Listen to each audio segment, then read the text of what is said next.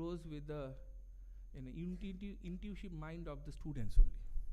So how much the students contribute to the university, because university is not about teachers or buildings or facilities. University is about students, about their involvement in academic and research activities. Shall we all agree with that? Do we agree? I can't hear you. So we all are here to open ourselves up to the outside world now. So we should not be restrained with geographical denominations like northeast, northwest, south, east. So when we come to university, the globe is our world, the universe is our world, right? So I can see some of you, in the backside. I think you are feeling a little bit warmer, because of the AC being little bit, for the crowded environment, it is working a little bit slow. But just want to reach out in the last student also, that as a student of an university, you have to slightly open up your frame of mind, because until you do that, you are not equivalent to all those millions of students who are studying in other universities, renowned universities globally. So global outreach is important, global interactions are important. So I just ask you one question: why innovation matters, especially in India? I haven't got any response. Now can you open up a little bit? Can you tell why it is important for India especially to open up in innovation? Any guess? Yes, yeah.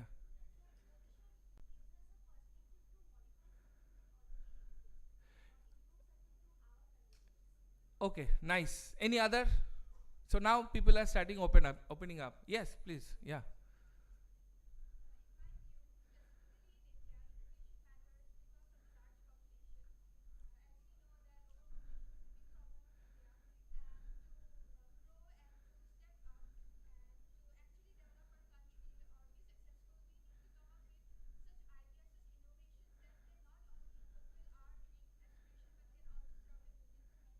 That's a very good answer. Thank you. Please have a clap for her also. I heard that there are some students from public administration who will be going to public administration. Any idea about why innovation is important, especially in a country like India? One hint to this question is that this is slightly different from Japan. So India and Japan, though Japan, we all know, is doing quite good in terms of innovation, technology, but India is not lagging behind. So what will be the difference? Students can try. Okay, so okay, let me help you out. So you are correct, that population, but it is the youth population. The youth population of India is around 55 to 65%, which is one of the biggest in the world. Okay, so Japan has a now big problem. They have many old people. They don't know what to do with them because of certain lag in growth of population, or whatever you say, or the kind of the mentality of the people. They are very happy with what they have received, and now they don't want to grow. But India is a thriving democracy. It's a thriving, innovative country where innovation is happening almost every day now. And as a part of the global student outreach, you are now into that kind of frame of mind. So please open up, because the thing is, until you open up and interact, it is difficult to innovate. Okay, because innovation needs asking questions. Why? How?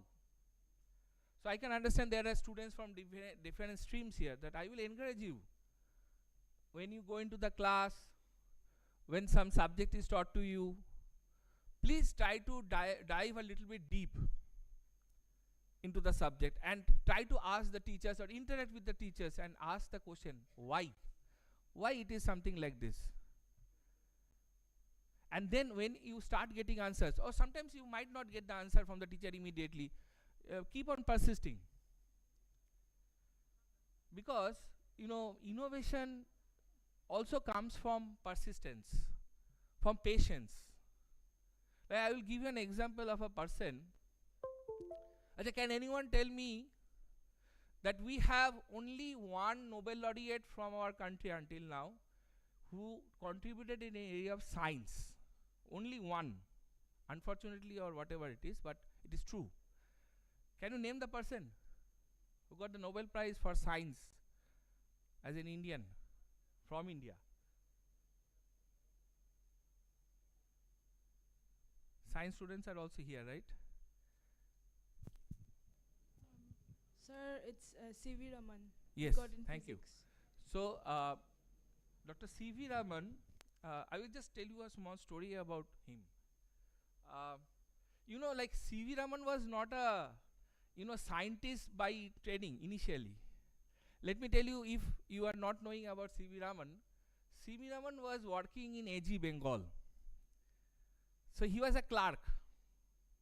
He was never a scientist in the very first place.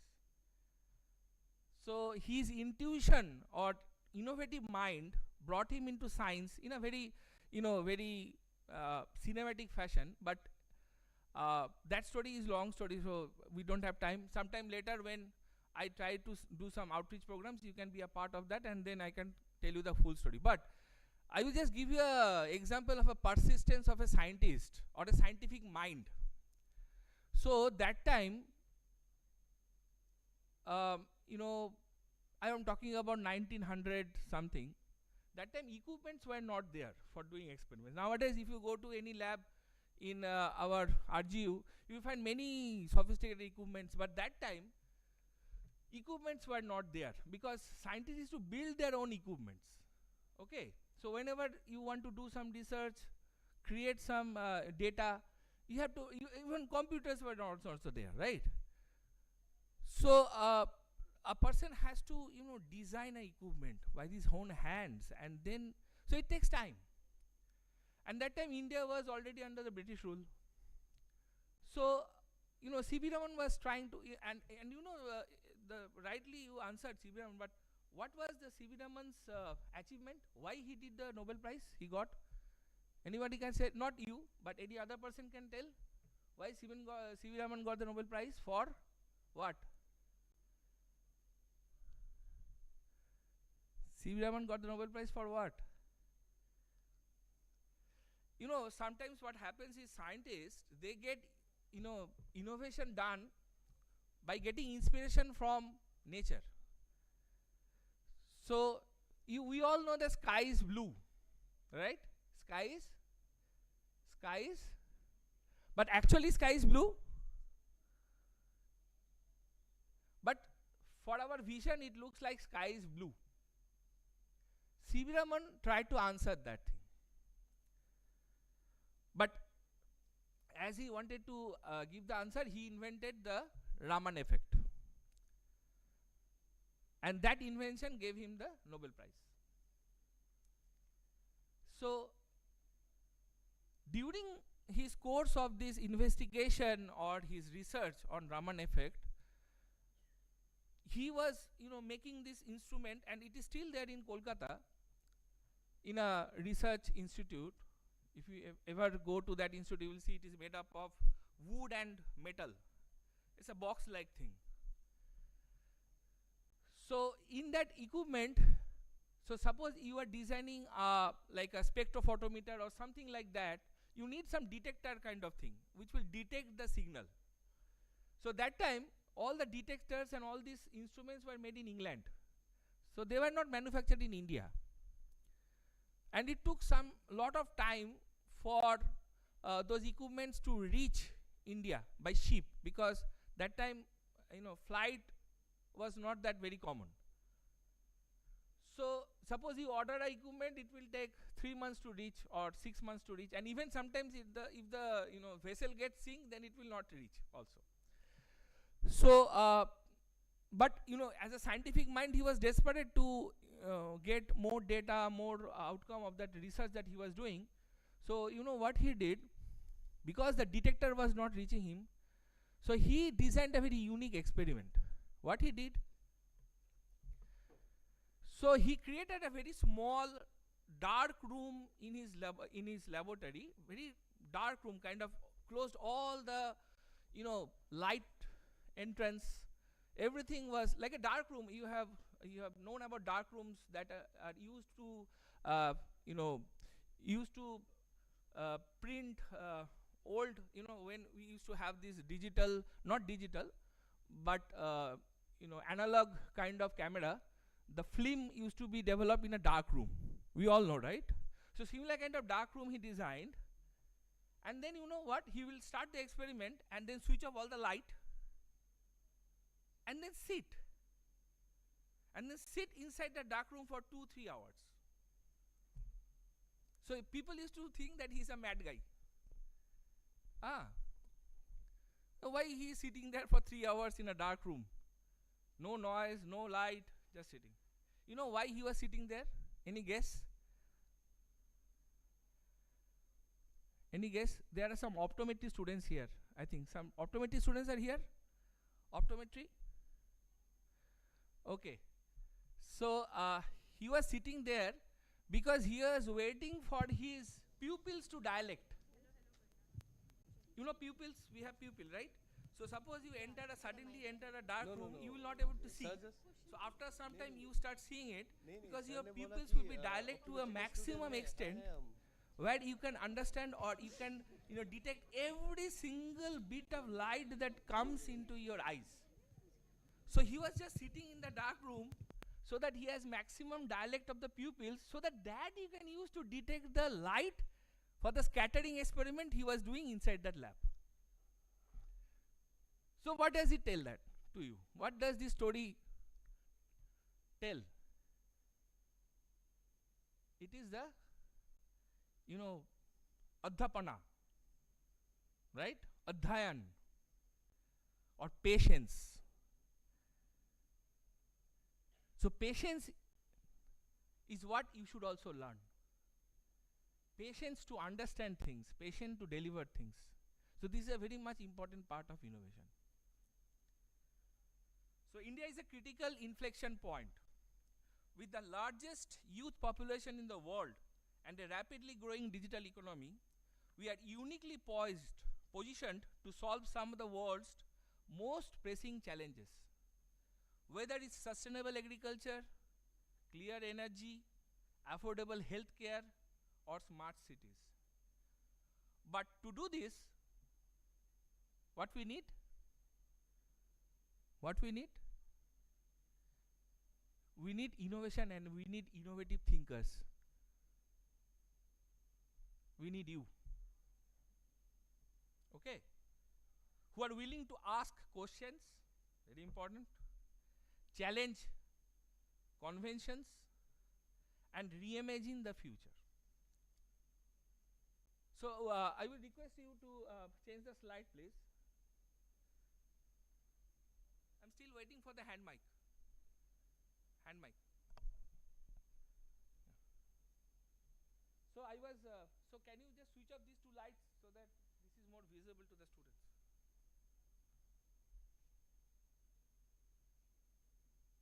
These two lights.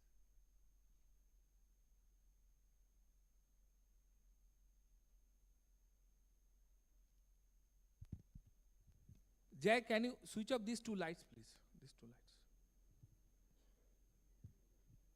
Okay.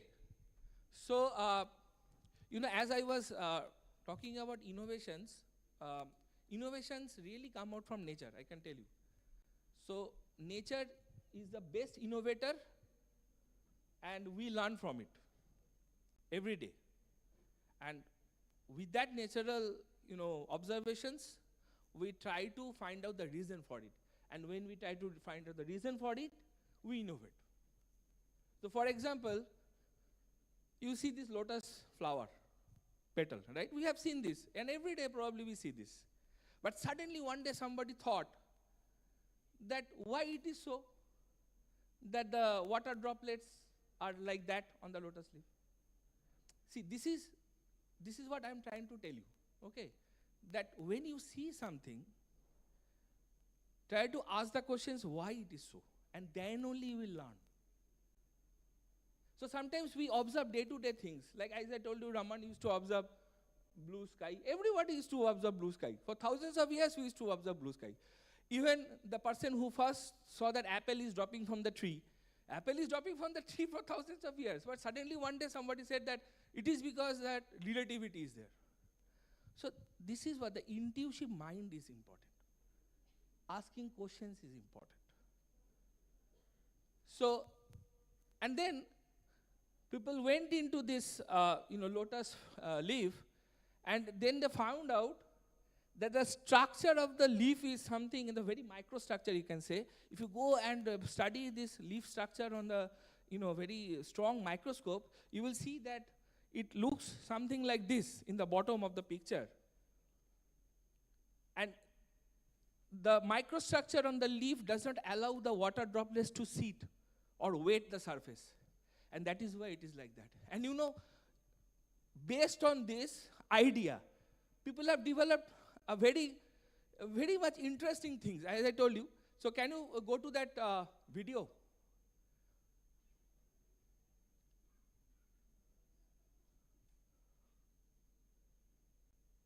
In the folder, if you go to the folder,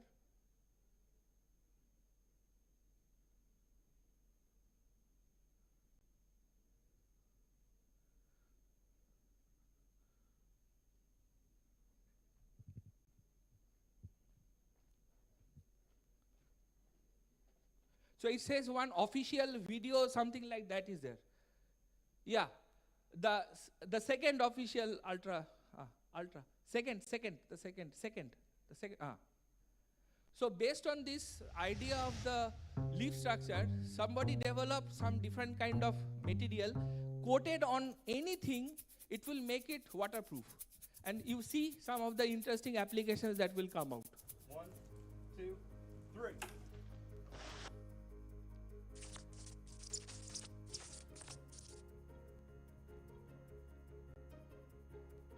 So you coat it on a piece of paper or any kind of thing, and it will not absorb water.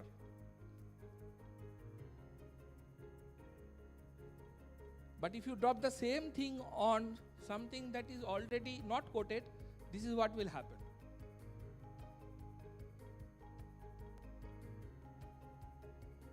So this is a surface which is coated with that material. A single disturbance on this surface makes water separate from the surface immediately, because the surface is ultra super hydrophobic, same like whatever you have in the lotus leaf.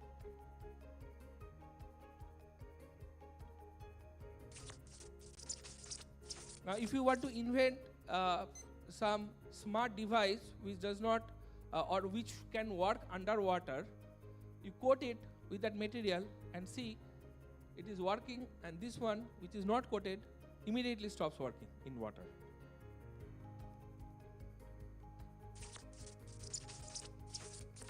So they went forward and did very interesting kind of experiments. So if you just put some ink or water on tissue paper, this is what happens. And then if you take the real one, which is a coated one, this is what happens.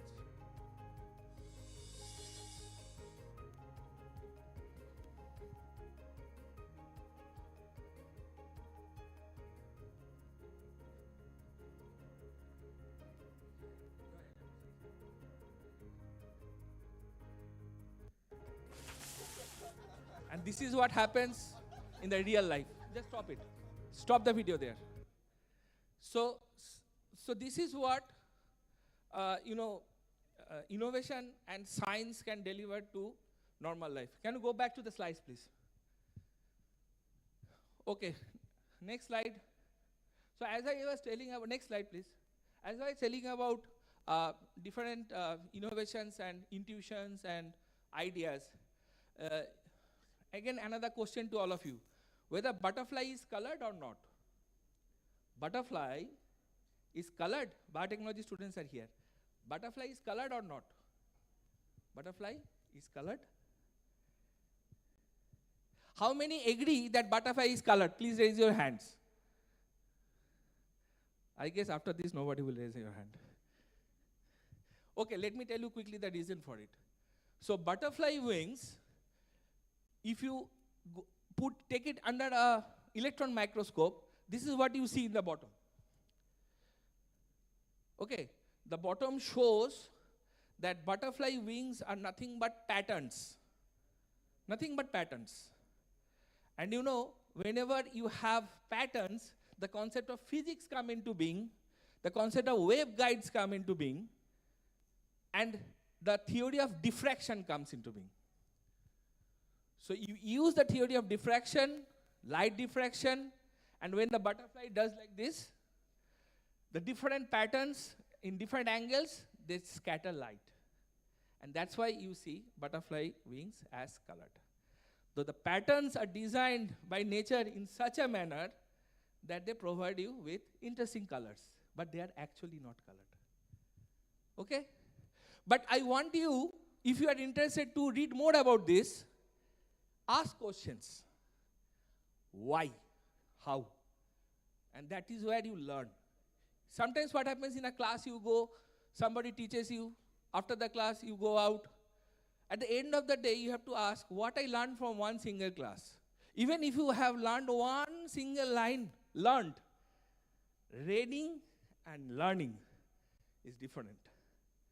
Learn to fulfill your intuitions, to fulfill your queries. That is the real learning, right? So go to the next slide. So I will just showcase some of the inventions or innovations that have been achieved by the students of this university. So like from four-wheeler electric cars, go to the next slide. Next slide. Food carriers. So these are all designed by our students only. Next. So simple thinking, but innovation. Go next slide. So it's a robo chef. So you put ingredients and it will, have a throughput. Simple, but affordable. Next. So this is like a volleyball smash training machine. Okay. For everything, there is a use of it. Next. And most of them are patented also. So you can invent something and you can patent it. And RGU will give full support for patenting. Even if you are a student and if you have your own inventions, you will get the patent, you'll get the patent granted, and also the technology transfer. You'll get a lot of money. Even, the easiest way of getting money, then I bought my first car when my first patent was sold to a company. So I really, feel proud for that. But it can be you also. Innovations does not require that you have to be in school, college, university, professor. No. Innovation is for anyone who is interested to innovate. So it is not at all that you have to be a professor, scientist or something. You can be an individual, but you can innovate. And RGU will give the platform for that. Okay, hot press machine, next slide. Compact stock counting. Sometimes these, simple but affordable innovations are very important for society, for the farmers. Sometimes, I don't know how many people are from Meghalaya here. Meghalaya, can you raise hands? Okay. So, in Meghalaya, I just went few days to back to Shillong, and there I found there's a huge production of ananas, pineapple. But people don't know how to utilize that whole produce. So, you can have some innovations for them to produce it locally, to package it, to process it, and to sell it. So a lot of useful innovation can come from useful thinking. Next. So these are some of the activities that our student or young student entrepreneurs have achieved. Next. Now some of the very interesting social achievements by students, not from RGU, but in general, can do simple innovations to help the society. For example, local language legal literacy campaign. So students from law and political science are there. Law and political science. We have students here. So can do or can help the rural people to understand rights related to land, domestic violence and government schemes. Next slide. Mapping local research with tribal communities. So geography and other department students can work with tribal youth to map community resources and then use this traditional knowledge and to help the local planning. Next. Mental health camps. There are psychology students are here. Psychology students are here. So these students, they created simple weekly activities like journaling, gratitude circles and stress games for teens. The science of happiness. So a lot of innovations are there to be done. Next slide. And then sociology and design students. You can create donation walls in public places. It's a very good innovative idea. Create donations in a very unique way to create walls. Easy way to support the poor without direct handouts.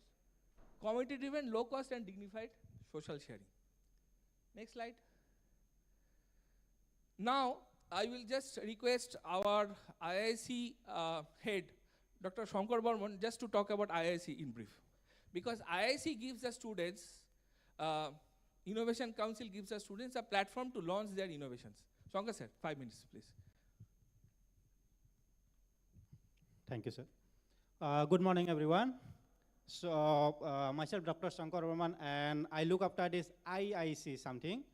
The full meaning of IIC is Institutions Innovation Council. Okay, and this is the mandate of our Government of India, Ministry of Education. So every higher education institute should have the IIC. And all the students of the university are the part of this IIC, directly, indirectly. And whatever sir has told just now, that you can do any innovation. And in order to help you to take that innovation forward, the IIC will help you definitely. Okay? We have the manpower, direct manpower, indirect manpower, all the faculty members are here. So whenever you need some mentoring session or mentoring helping hand, then this the concerned person, the concerned faculty member or the senior students will definitely help you. Okay, so our IIC was established during the year of 2019, and now it is 2025. And this IIC is managed by Ministry of Education. Under that Ministry of Education, there is one cell that is called MIC, Innovation Cell, Ministry of Education Innovation Cell, and they give rating depending upon our work. Next slide, Next slide. Depending upon our work, the rating to our IICs. Next slide. So we are the #1 IIC in entire Northeast. Last time we got a 3-star, 2024, 2023, 2024, we got 3-star. So though the MIC rated the IICs at 5-star scale, but till now nobody in India has got the 5 stars. Few of them got the 4-star, but we are the only one who got the 3-star rating in Northeast India. We have different mandates.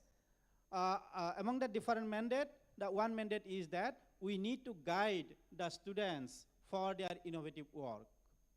And sir has been telling from the beginning itself that innovation is not only confined to the science and technology.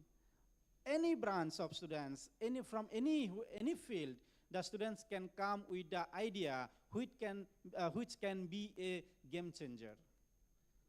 And never feel that whatever the innovative idea came to your mind, that somebody may be laughing at you. It is not like that.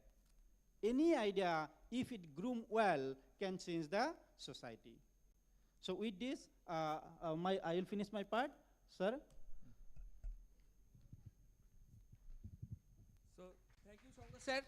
It's a huge round of applause for Shankar sir. And I will tell you that whenever you have, during your time, it is not that you cannot start from the first year. You can start from the very first year. And we have a business idea competition coming up tomorrow.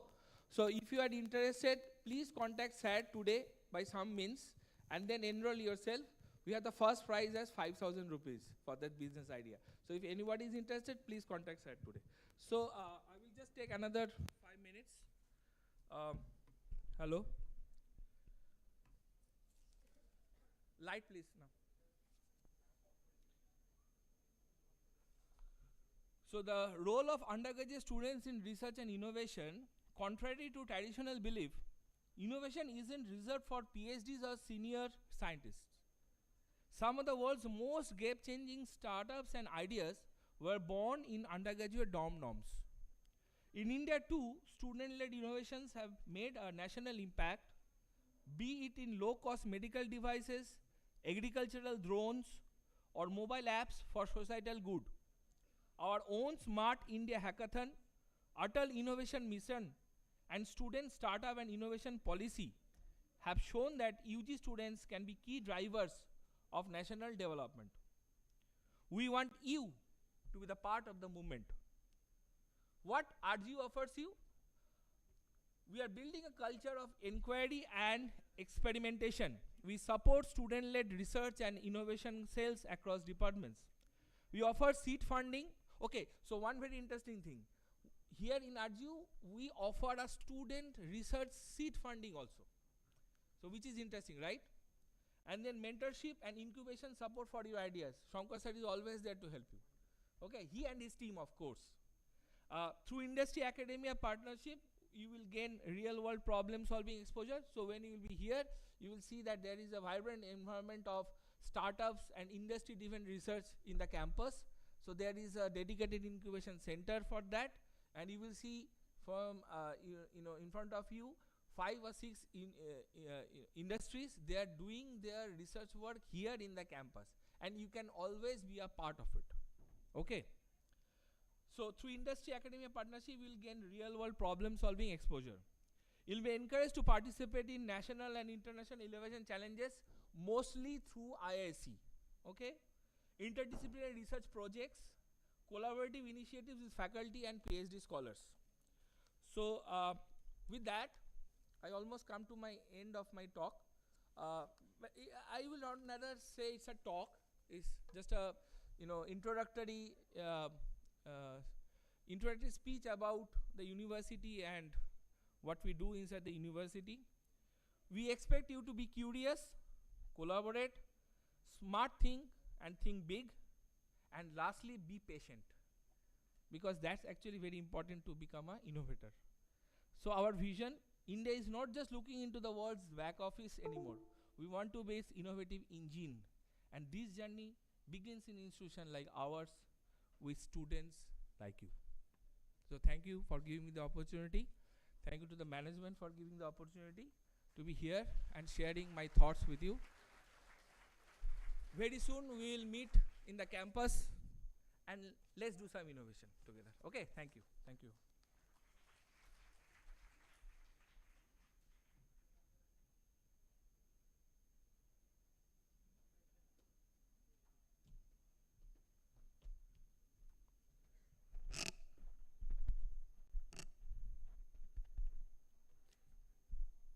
Thank you, Professor Bhattacharya and Dr. Sankar Barman, for your inspiring words, and I hope all the students must be encouraged to do research in near future and innovate new things that will help the society as a whole. Our next speaker for the day is Dr. Santosh Kumar Anand, the Deputy Controller of Examination. Dr. Kumar will speak on examination protocols, assessment systems, and how to navigate through academic evaluation confidently. I would now like to request sir to kindly come up to the dais.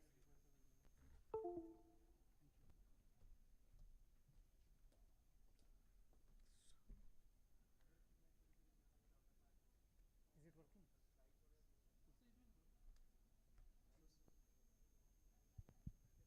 Hello. Good morning, students.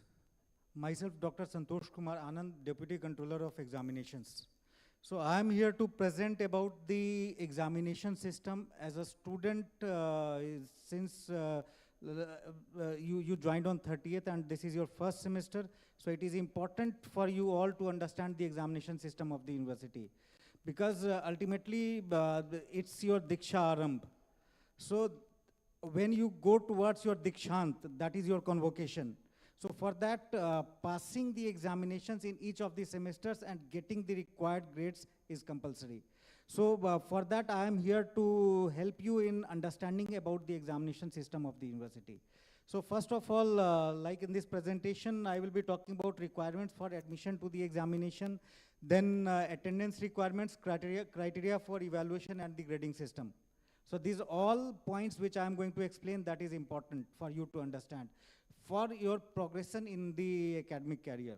So like when talking about requirement for admission to the examination. So first of all, it is about the registration process which is to be completed. Like I have come to know that yesterday you people have already completed the registration process where you opt for, you chooses the subjects which you are going to pursue in the coming semester. So is it done or still pending? So for how many students it's still pending? So please complete it today itself, because that is the first step towards moving on to the examinations. So until unless you complete the registration process, you will not be able to apply for the examination, fill up the examination form and appear for the examination. So because when you go for filling up the examination form in coming days, so there the registration process will be compulsory. If registration process is not complete or it is incorrect, in that case you are going to face problems. Like during your classes, the attendance is done on the ERP. So keep checking it on a regular basis. If you find any fault, or let's say if your attendance is not coming, so there must be some fault in the registration process. So get it corrected at that time only, when your attendance is not being reflected. So get it corrected, because until unless you get it corrected, you will face problems while filling up the examination form, and your admit card will be incorrectly generated. We have come across cases where at the end, when admit card has been generated, so it is found that this name of subject is wrong. Reason being, student is not attentive, they have not checked during the semester, and they have not got it corrected. So get it corrected on the very first day when you find that some anomaly is there in the selection of the subject. So that can be edited by your HOD. So once registration process is complete, so then payment of all the dues like fees and other things, whatever is pending. So until unless you complete that, then the form, you will not be able to fill up the form. So hostel fees, then academic fees, everything is to be paid. Let's say due to any reason, you are not able to clear it. So some pendencies is there. So get special approval so that you fill up the form, you are able to fill up the form and do it on time, because whenever we are coming up with the date for fill up the form, so later on you fill it on time, else you will not be able to fill it up later on. So you will face difficulties later on. So once the form is filled up, then at the time of admit card generation also, if let's say few students, those who have some pending fees or anything, so they were not able to fill up the form, or after a special permission, they were able to fill up the form. So in that case, if pendencies are still persisting at the time of examination, then again at that time, the controller of examination or dean of your department can stop you from appearing in the examination. So this is just about the basic things which is about for you appearing in the examination. So next important thing, it is about attendance requirement. Like everyone want to get good grades in every subject what you are studying in semesters. For appearing in the end semester examination, it is a must that you achieve at least 75% attendance in all the subjects. It is subject-wise 75% attendance. If it is lesser, then you may get debarred in that subject, in that particular subject. So 75% attendance is a must. However, A liberty of 5% has been given to the students, let's say due to some medical reasons or due to some emergency at your home, you are not able to attend the classes for some day. Then due to that, your attendance is less than 75%. So if your attendance is above 70 but less than 75%, then your dean can allow you to appear for the examination in that particular subject. But if your attendance is below 70%, then you will not be allowed. So get it improved by attending extra classes or whatever is being organized by the department. If it is done, then first make it 75, then only you will be able to you will be able to appear for the end semester examination, otherwise not. So this is the 75% for attending the classes. But if you are regular, then you will be rewarded for having good attendance. Like if your attendance is above 95%, so you will get 5 marks out of 100 in each subject. So that is part of continuous evaluation. 5 marks will be awarded if your attendance is above 95%. So everyone should focus on that. Your attendance. इसका pointer काम नहीं कर. Pointer is not working, I guess.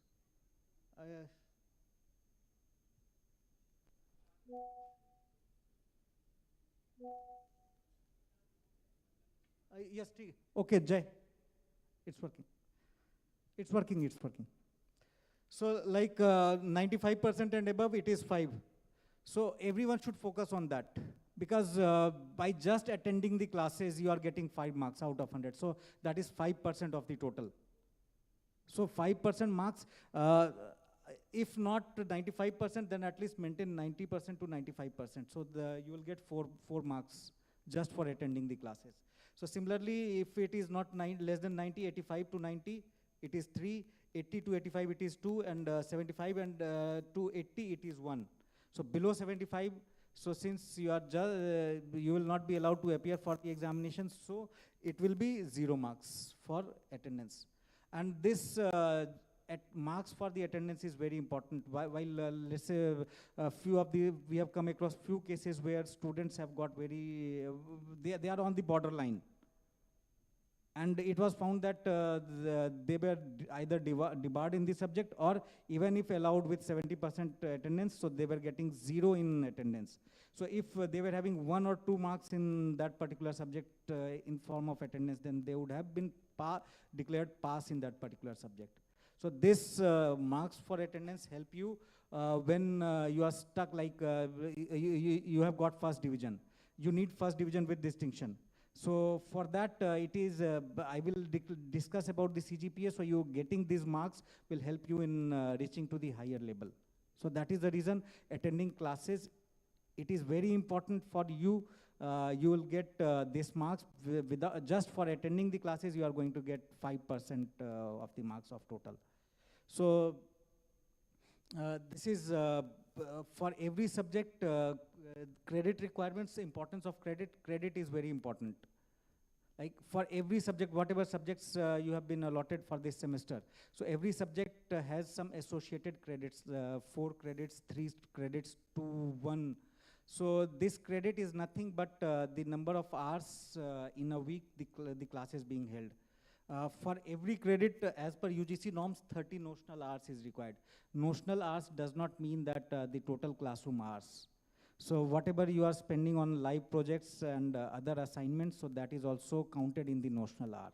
So 30 normally for each credit, 1 class is held in a week. Weekly 1 class means 1 credit. Weekly 2 classes means 2 credit. Weekly 4 classes means 4 credits. And these credits help, like in earlier years when marks was allotted. So 100 marks, 50 marks or 200 marks. So that was decided based on the importance of the subject. Nowadays, the importance of that marks has been replaced by the credits. So if a subject is of more credit, means that is your core subject, that is having more weightage on your CGPA or SGPA. CGPA and SGPA is nothing but it is weighted average. So weight has been assigned based on the allotted credits of the subject. So this credit is very important. So all your core subjects, maybe it will be minimum 3 credits, either 3 or 4. In some cases, it is even 5. So this credit decides the importance of that subject in the overall weightage of that particular subject in overall CGPA or SGPA. So evaluation criteria, so basically 2 components are there for every subject. One is end semester examination and another is continuous evaluation. So the weightage assigned to both, it is 50-50. 50 is for continuous evaluation and 50% is for end semester examination, whether it is a theory subject or a practical subject. In some cases, it is even theory plus practical in most of the science subjects. So maybe few subjects are T plus P. But mostly it is either T or P, either theory or practical. So in all cases, it is 50% continuous evaluation and 50% end semester examinations. There are few subjects which are project-based. So that is, we call it non-teaching credit courses. So regular classes are not held for those subjects, maybe during your end semester, final year. There will be few subjects, like for few courses there will be summer internship. For few courses it will be live projects, so that will be, you will be marked out of 100, so no continuous evaluation will be there for those subjects. So those are non-teaching credit courses. So, but in most of the subjects it is continuous evaluation 50 marks and end semester examination 50 marks. So for continuous evaluation, these are the components. So 5% is for attendance, which I have already explained. 10% is for mid-semester examination, and remaining 35%. So that is for class assignments. So these are the components like case discussion, presentations, analysis, home assignments, short examination, project, portfolio, practical, seminar, or viva voce. So these are the components, minimum 3 will be taken out of these. So this is part of your continuous evaluation, and this has a weight of 35% out of 100. 35 out, you will get maximum marks allotted to it is 35 out of 100. So this 35% plus 10% plus 5%, this is 50%, and that is part of continuous evaluation. And another 50% is for semester end examination, total is 100%. So to pass in a subject, there is no, for all council norms, it will be as per council. So this is 50-50 applicable on all other courses except the council courses like pharmacy council, nursing council, then bar council, then council of architecture. So and then other courses are also there, which is governed by council norms. So for council courses, it is as per the council norms. But for courses, university courses, that it will be 50-50, what I have explained earlier. So grading system, so before coming to grading system, I want to tell you about the pass percentage for each of the subjects. That is important. So in continuous evaluation, even if you have got 0, but still you have scope to pass in the subject. So it does not mean that you get 0 in the continuous evaluation, because that will make your path very tough.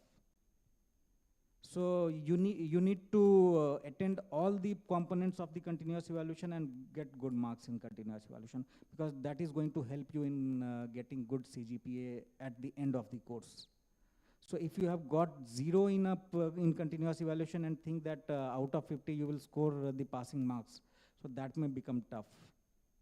That may become tough. So if you missed the continuous evaluation, so meet your class teacher, meet your subject teacher, and request them to give you assignments and get marks in continuous evaluation. So continuous evaluation is very important.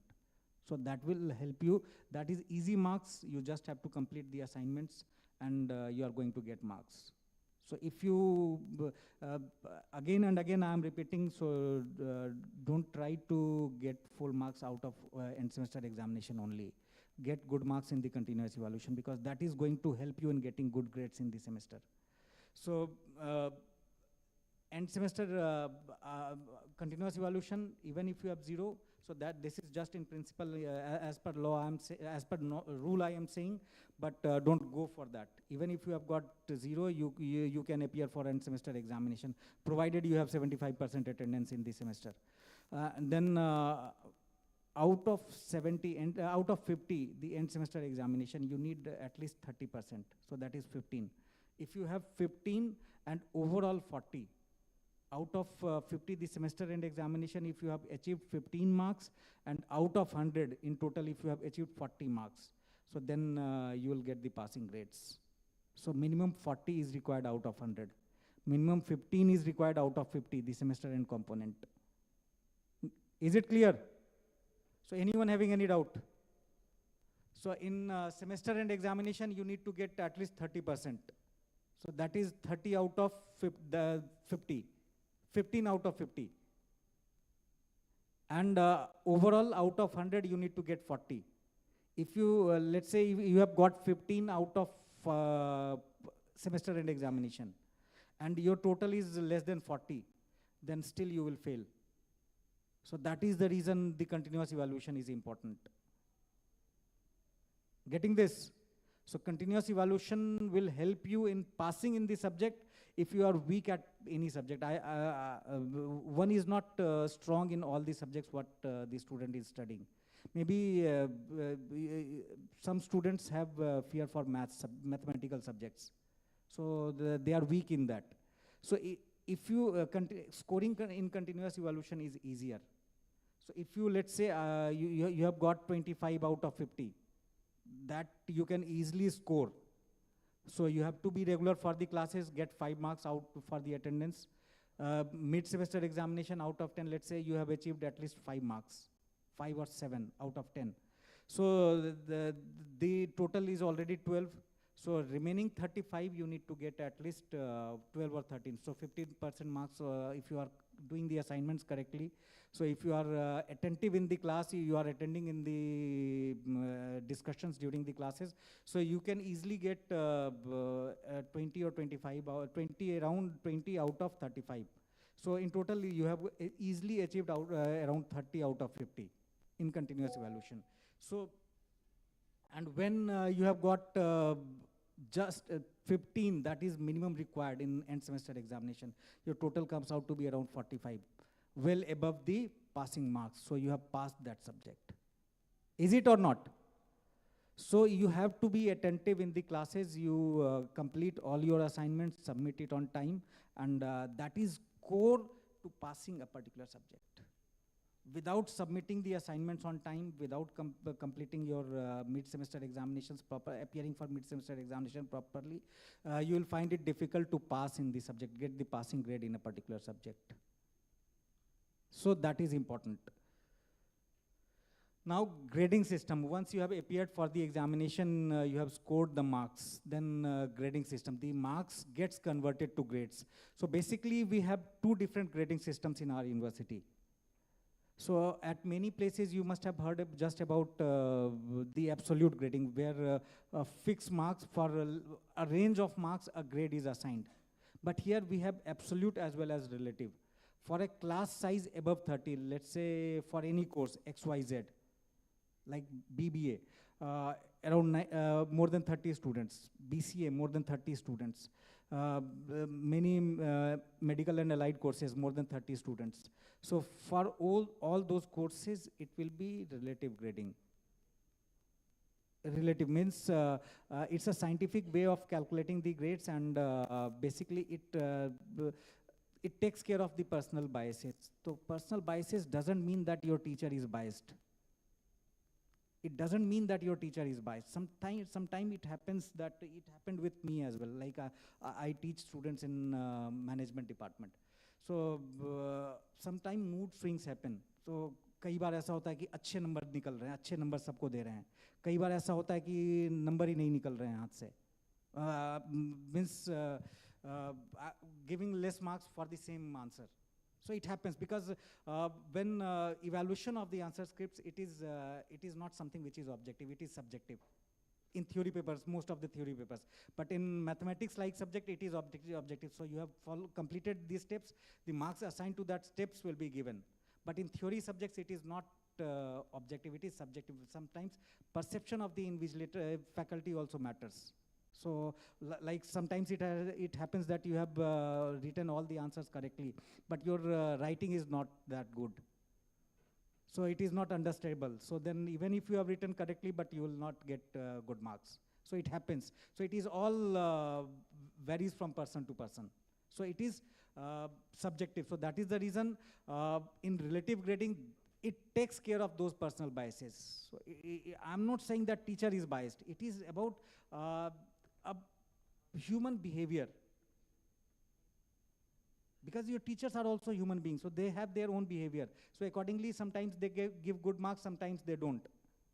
So it takes care of that personal biases. Relative grading. So it is scientific, that it is scientific way of changing marks to grades. So in absolute grading, so it is given the ranges. If you have got 91 to 100, so that will be outstanding O. 81 to 90 it will be A plus, 71 to 80 it will be A, 61 to 70 it will be B plus, then 51 to 60 it will be B, 41 to 50 it is C, and if you have got 40, that is just the passing marks, so you will get P. So this table is as per UGC norms. So UGC also prescribed the same table. And accordingly, the relative grading ranges. So it is mean and standard deviation. So mean plus 1.5 times standard deviation. So this is for science students who are good at statistics, they can understand this. This is mean and standard deviation. Using this, so the relative grading ranges are found. So now coming on to next. So accordingly, after the examination, you have achieved the marks, the grades has been converted using the table in the previous slide.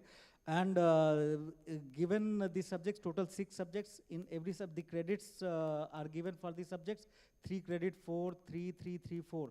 So accordingly, the later grades which has been achieved by you, this is grades in individual subjects.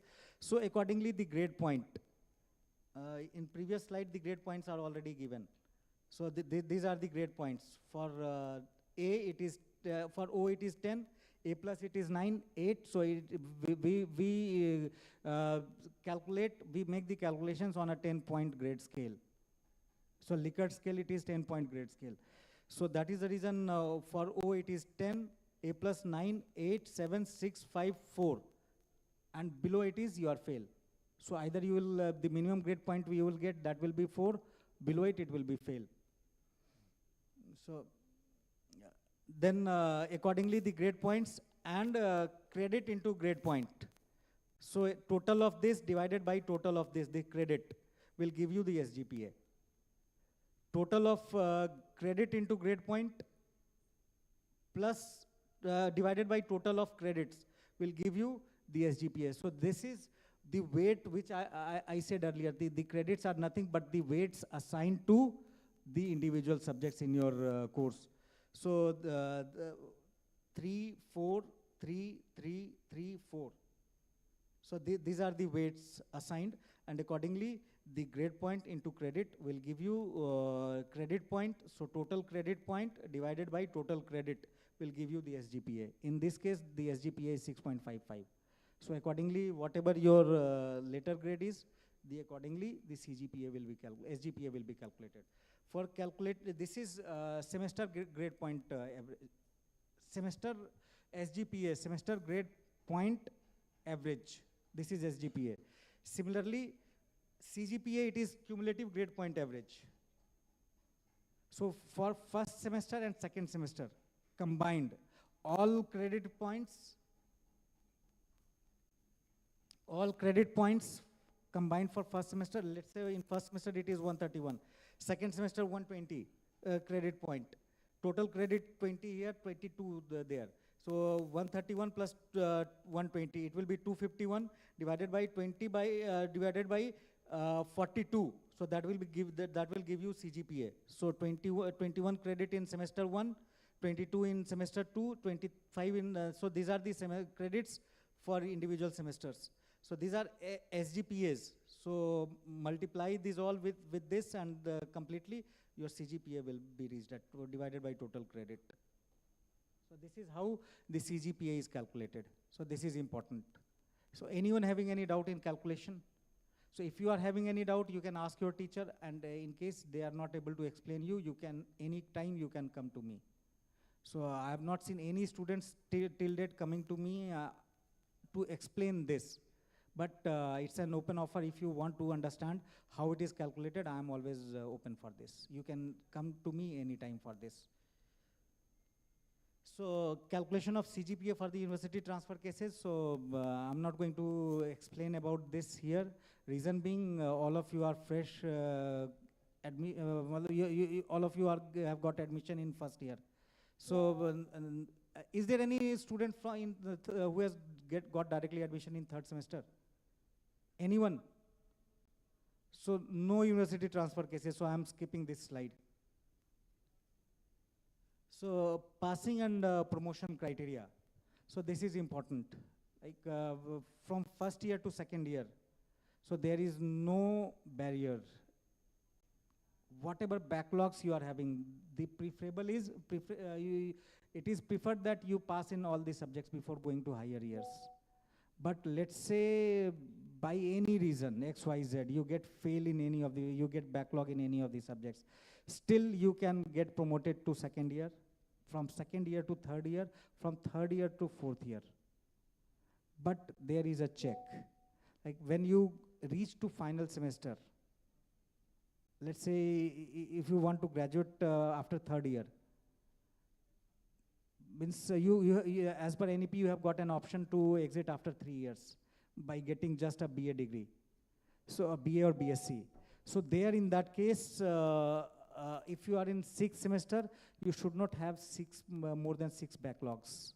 Maximum backlog you can have, that is 6 when you are reached 6th semester.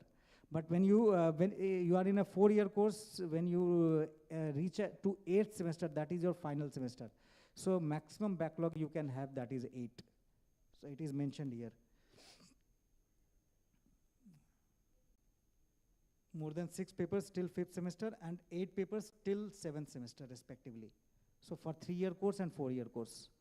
So you can have your backlogs, you can carry till the last semester. But if you are in last semester, then you cannot have more than 6 backlogs. If you are in a 3-year course, you cannot have more than 8 backlogs if you are in a 4-year course. Is it clear? Anyone? So this is important. You should always, because it's not that all students pass in every subject. So there are few students who, due to some reasons, I'm not going to get into the reasons, get backlogs in few subjects. So you cannot have more than 6 backlogs if you are in a 3-year course in final semester. Not in final, but up to 5th semester. Backlogs up to 5th semester, you cannot have more than 6. If you reach to final semester, have to reach to final semester. And if you are in a 4-year course, you cannot have more than 8 backlogs till 7th semester if you have to go to 8th semester. Is it clear? So maximum number of years you will get is, that is n plus 2. So if it is a 4-year course, 4 plus 2, it is 6. If it is a 3-year course, it will be 3 plus 2, 5. If for PG, if it is a 2-year course, it is 2 plus 2. So under special circumstances, you will be allowed 1 more year, and that too on the approval basis. The approval from Honorable Vice Chancellor is required in order to get 1 additional year. N plus 2 plus 1. So for that plus 1, you need special approval. On recommendation of Dean, Vice Chancellor may give you that 1 year. So, but don't think about that 1 year. That can happen. But for now, just try to finish it within the allotted time. 4 years means 4 years. So reappearing improvement of score. If you have got F grade, you need permission to reappear during the makeup examination. If you have more than 75% attendance and you are absent, then you will be allowed to appear in makeup examination without any problem. But if you get debarred in any of the subjects, then you cannot appear for makeup examinations immediately. So you will have to wait for 1 year. So when your juniors appear for that subject and they appear for makeup, at that time you can appear for the makeup examination, not with your classmates. So if you are debarred, is it clear? So this is also one reason you should not get debarred in any of the subjects. Then even you will not be allowed to appear for makeup examinations. You need to wait for 1 year in that case.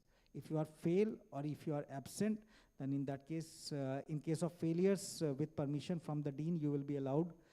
In case of you being absent, then you can directly appear for makeup examination. Is it clear? So finally, coming on to end of my presentation, it is about the division. So if you have got your CGPA above 8.5, you will get first division with distinction. If your CGPA is between 6 to 8.5, so you will get first division. If it is between 5 to 6, it will be second division. If it is between 4 to 5, so your CGPA cannot be less than 4 in order to get the degree. So if it is less than 4, it means you have backlogs in, you are so consistent that you have got just P grade in all the subjects, just the passing grade in all the subjects. Then only your CGPA will get 4. Throughout the course, from first semester to till end semester, you have got P in all the subjects. That is not possible.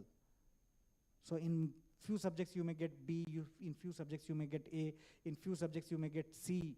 So the grades will vary in all the subjects. Once it varies, then your minimum CGPA will not be 4, it will be somewhere higher. It may be 5, it may be 6, it may be 7, it may be 8, it may be 9, even it can be 10. If you have got O in all the subjects throughout the course, so your CGPA will be 10. So that is quite unlikely. It doesn't happen. I have not seen any student getting CGPA of 10 till date. I'm into examinations for around 9 years. So I have not seen any student having CGPA of 10. But in a semester you can get a SGPA of 10. So I've seen students who consistently, up to 3 semesters, the student got 10 SGPA. But in final semesters, due to some problem, maybe in one subject, the student got A+. So that is the reason the CGPA of the student, final CGPA of the student, it was around 9.9. It was not 10. So I've seen 9.9, but not 10. So it can happen. Practically, it is possible. For that, you need to work hard. You have to be consistent. You have to be persistent. You need to get above 91 in all the subjects. If you are getting 91 in all the subjects, then you can get 10 CGPA. So 8.5 and above, it is first class with distinction.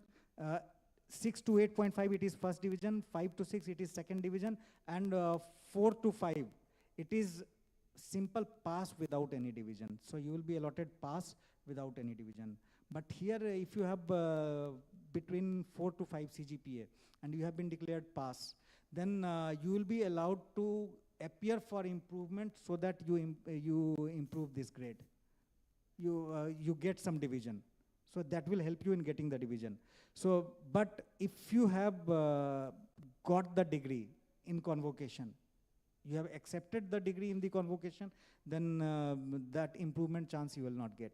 So that improvement chance is possible only before getting the degree. In a special exam, special supplementary or whatever exam it is, or you decline taking the degree with this pass without division. So this is important. So pass without division will be assigned if you have passed in all the subjects and your CGPA is between 4 to 5. 4 but less than 5. So in that case, it will be passed without division. And in this case, you will be allowed for improvement so that either you get second division, first division, or first division with distinction. So if you are to this, then reaching to this and this, that is that may not be possible. I will not say it will not be possible. So it is not impossible, but it is tough. But at least you can get to this second division.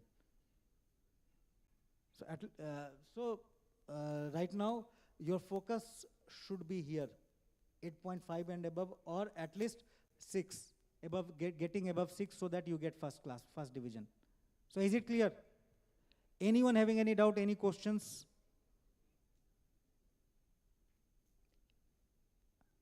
समय के साथ अपने आप सीख जाओगे, नहीं होगा तो आपके सीनियर्स आपको बता देंगे. Get help from your seniors. So this happens in every college. When I was a student, so on the first day, these things were explained by teachers, but I did not understand at that time. Later on, my seniors explained everything, made me trained about the system. So you will make your own calculations, you will make your own strategies with the help of your seniors. Thank you. All of you have a nice day.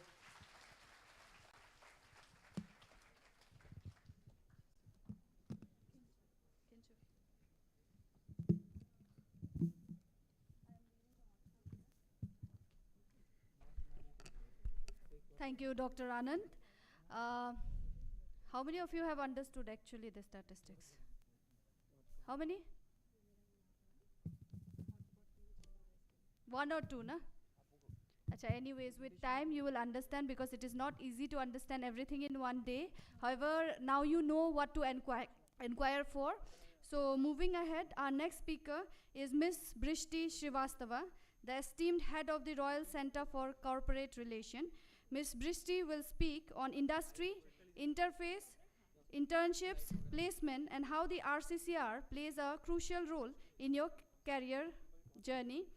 So at the end of the day, what is important is where you will get settled, isn't it? Your job, your placement. So I think that it will help. This session will be very much beneficial for all of you. Kindly listen to ma'am. Ma'am, the stage is all yours. Thank you. Good morning all, good afternoon rather. So you've all heard about examinations, and examinations will be done. What after that? How do you get the gradings, etc. What I want to cover today is about what after you've completed your education. Before I start, I'll very quickly introduce myself. I come with 20 plus years of experience, mostly in corporates. I have been part of different organizations, as you can see, Flipkart, Byju's, Ola, Accenture, ICICI Bank, etc. I've been heading talent acquisition for majority of these organizations. And probably something which you all might relate, I have 35,000 plus followers on LinkedIn. It's obviously a professional network, but yeah, I do have some good followers. So those are some of the things that I'd like to talk about myself. I've done my MBA from Pune Symbiosis, and I've also done a master's in labor laws, labor welfare again from Pune University. Now quickly moving on. What have I come here to talk about? I'm here to talk about our team, RCCR, which is Royal Center for Corporate Relations. This is of course in the ground floor. I'm not sure if you all have visited the GHI block or not. It's there on the ground floor of GHI block. We are a small unit that is essentially focused on supporting all of you from different perspectives, essentially from a student placement perspective, alumni relations, as well as collaborations. When we talk about collaborations, we have different kind of collaborations with a lot of industries, organizations, government organizations.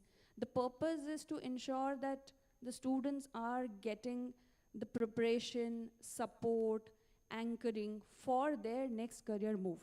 And the career move could be related to do a job, it could be related to your higher education or something else. So whatever is it that you aspire after finishing your education, you have to start thinking of it now. And the team that intends to support you out here is the RCCR team, of which I am of course the leader, and I have few more team members who would be there to guide and support all of you. Now, what has RCCR done so far? So a lot of you might be interested in placements or jobs after you've completed your education, right? Now, these are some of the companies. These are just a set of few names, as you can see, which is essentially about the organizations where our students have got placed. This would be of interest to majority of you who are looking for probably a placement right after your education. Quick slide for all of you to reflect on. Do you recognize any of these faces? Do you see Sonam Wangchuk is there? Wing Commander Vyomika Singh is there. Aman Gupta is there. There is of course Mr. Beast. Who knows Mr. Beast? Ooh, so many of you. There is, of course, Elon Musk also. So the whole point is these are variety of people. There's, of course, Lady Gaga. Her face is not very visible because of the lighting, but there's Lady Gaga also out there in this presentation. The point is there are so many avenues for all of you. Talk about Lady Gaga. Okay, we'll just let it play for a few seconds if it is okay.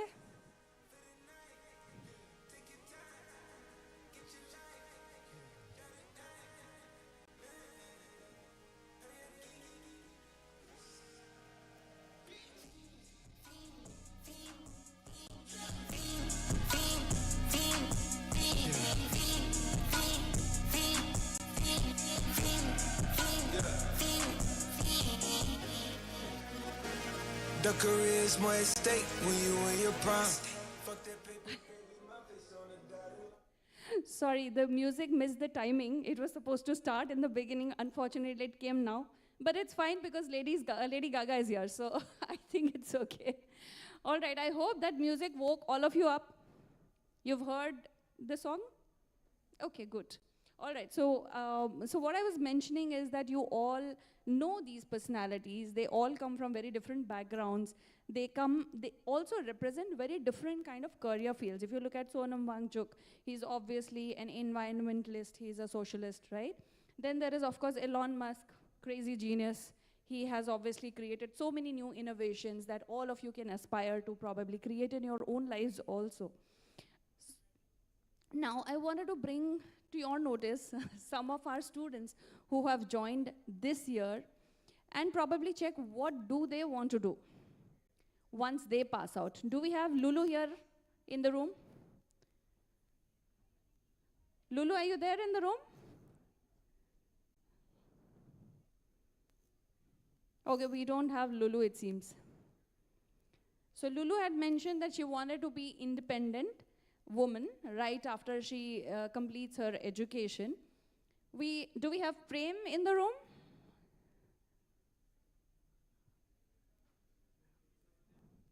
Prem, hi. Do you want to take the mic?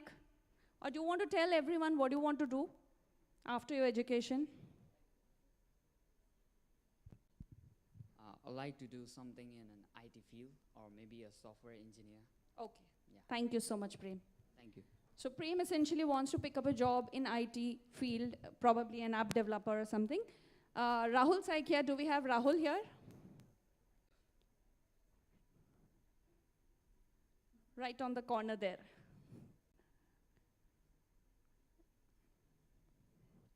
So Rahul is pursuing his education in the political science space. Yeah, this is good.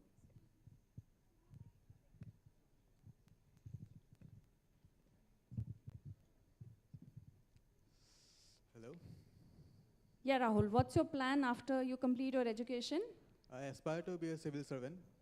Civil servant. So which means another further round of education, preparation, etc.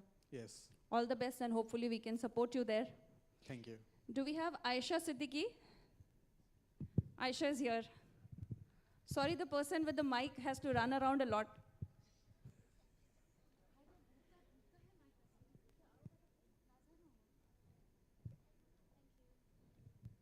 Good morning, ma'am. Good morning. What's your plan after your education? So currently now I am doing my studies in applied psychology, and for my further studies I want to pursue criminal psychology. Great. Further education? Yes, ma'am. Thank you so And much. do we have Kongzo He here? Oh, right here in the front. Good front benches we have here. And I hope I pronounce your name right. Hello. Hi, what's your plan? Yes, when I finish my bachelor program, I will go for my master degree. Yeah, for the education program. All right, great. Thank you for sharing that. So he again wants to, of course, get into a job, but also, and my ticker is not working. Do we have Ayushi Dhar?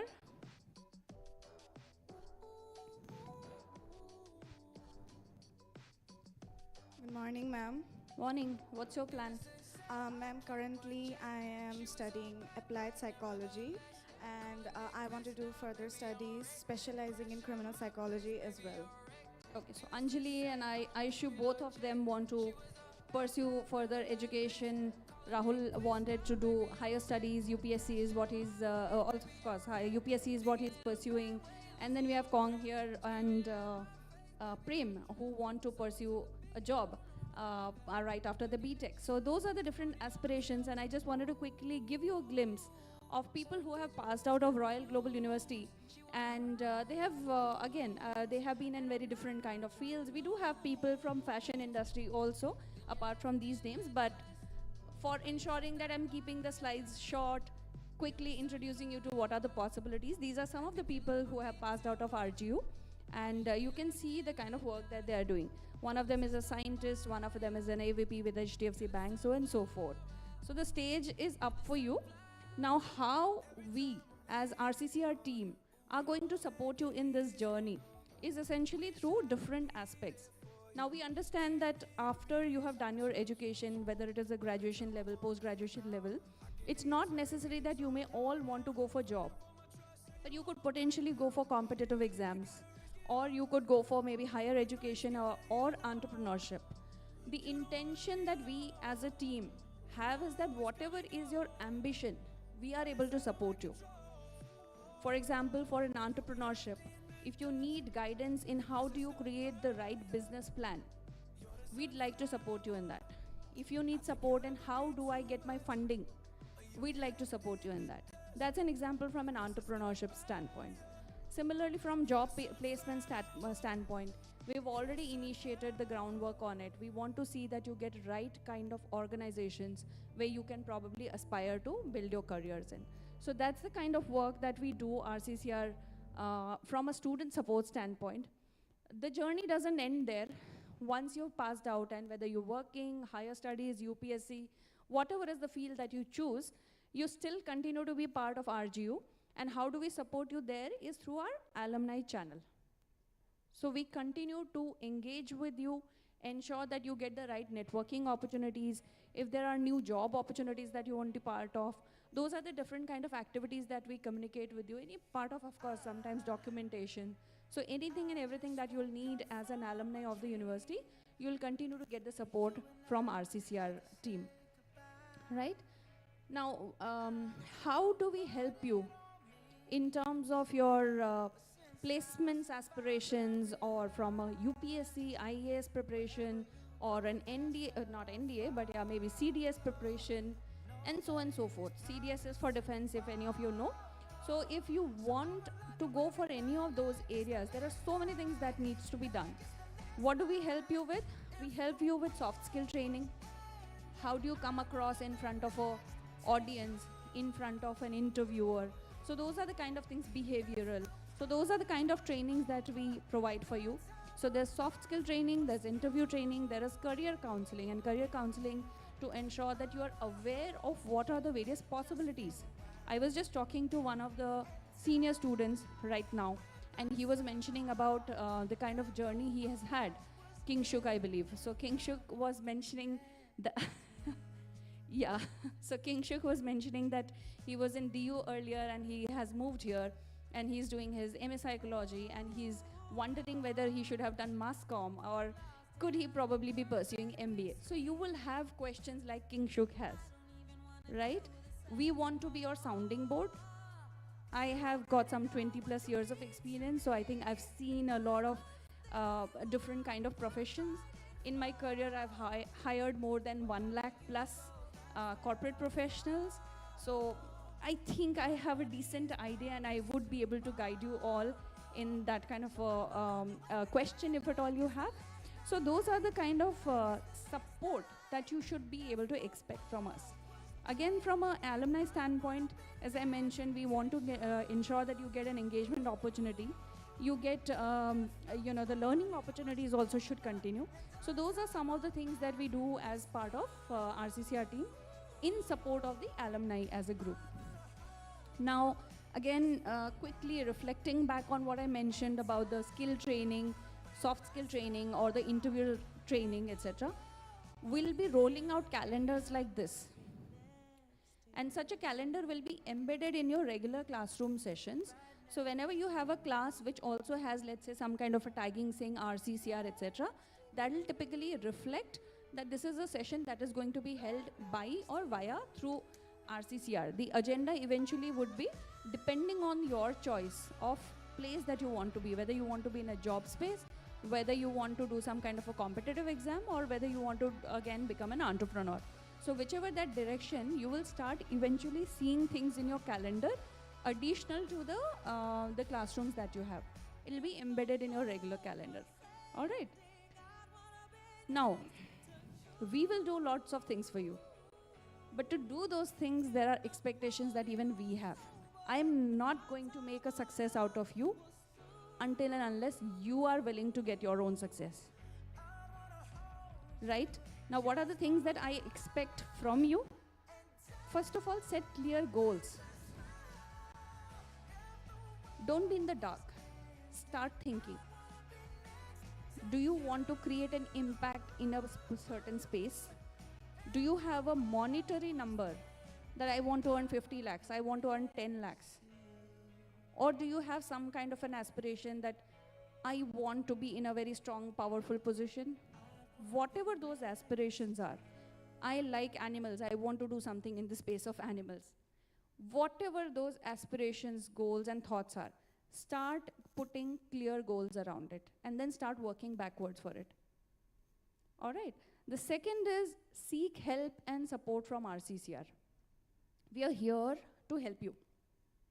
So if there's any kind of help that you need, whether it is in terms of, again, bouncing back off your ideas in terms of, whether I should take an additional internship or not, should I probably also look at this other elective course or not, you can always come back to us. Obviously, there will be your faculty would also be there to counsel you. But at the same time, if you have any particular query where you want our support, please welcome to our office in GHI block. And last but not the least, again, you own your career. So it is very important that you stay informed. You don't stay informed just about your whereabouts, about where your friends are going to have dinner or where they're going for a party. Of course you should do that. You're in college and obviously you'd like to have fun. That's fine, do that. But along with it, you also have a long-term goal. In line with that, ensure that you're aware of what's happening in the surroundings, in the current affairs. Whether you go for an IAS, whether you go for CDS, whether you go for an engineering placement job interview, or whatever, you might just end up getting some questions related to current affairs. So do whatever that you're studying. Focus on that. It might be English literature, but you still need to be aware of the basic current affairs and what's happening within the university. There might be different events, there might be certain programs that might eventually benefit you. Keep yourself updated, stay focused. Those are the simple expectations that we have. All right. That's about it for me. Thank you so much. I hope you enjoyed the song.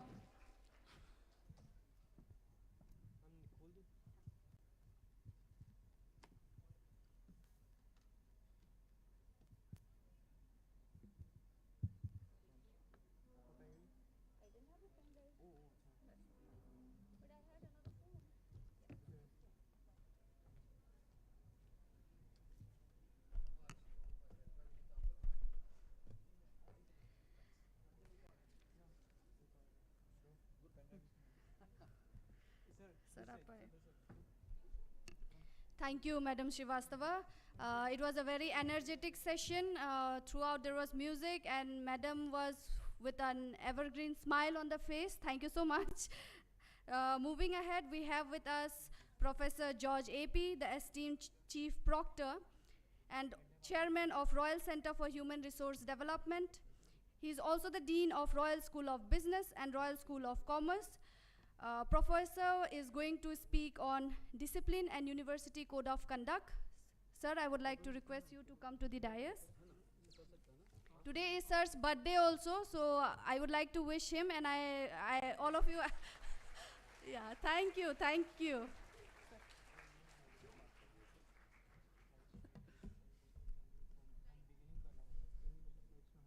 It's dot 12 noon. Thank you. That's good. So good afternoon, all of you. See, Dr. Annu Kumari told right now that I will be talking on disciplinary rules. Not very good, right? Anything that talks about discipline is an issue. Anna? I was just at the back listening to Brishti's presentation, and I was observing each one of you. How many of you are listening it properly? How many of you glued to your mobile phones? I could see. Dear students, you have just come out of your school, right? And all together, all of a sudden, found yourself in a university. And school system, university system is totally different, right? So, here in the university, we have a different set of rules and regulations, which all of you must know. I want to tell you these rules and regulations through a simple leadership lesson from the bird goose. Okay? I believe I seek your attention here. I will request you not to use mobile phones, which is distracting actually. So keep away from this mobile phone sometime. Right, we need to learn a lot of things of self-control. Right, disciplining ourselves is very important, and I request to each one of you just to pay attention for a span of 20 minutes. Probably you will get something which will make your life better. Right, shall we go? All of you are here with me? Right. So this story goes like this. I believe all of you, nobody is here in this hall would love to or like to fail. Is there anybody who love to fail in this hall? I don't think there is anybody who love to fail. That means you all wish to succeed in life. Agree? Isn't it? Otherwise our life is not meaningful, right? We need to succeed in life. So what makes or how you define success, which is important. How success is defined. A small story. I don't know, some of you might have heard of the story of the geese. Familiar with this? It's a migratory bird. Goose, singular is goose, plural is geese. Heard of it? Anna? I just repeat, some of you might have heard already. In a year, it migrates twice across the world. We in the Tibetan region or in Canada, in other places, these people are there. There's geese is there. They travel to different places. Okay? Geese come together. Like you are here in this room, I've joined the Royal Global University. Come together. And they say, we start our journey to, let's say, India. The birds are coming from Canada, and they travel to India. Just to have a picture in your mind. So all are there, all these geese are in right now in Canada. All right? They come, and you know that's a group, maybe let's say 30 geese. They say that's get set go. They start flying. All the birds rise to the air. What happens suddenly?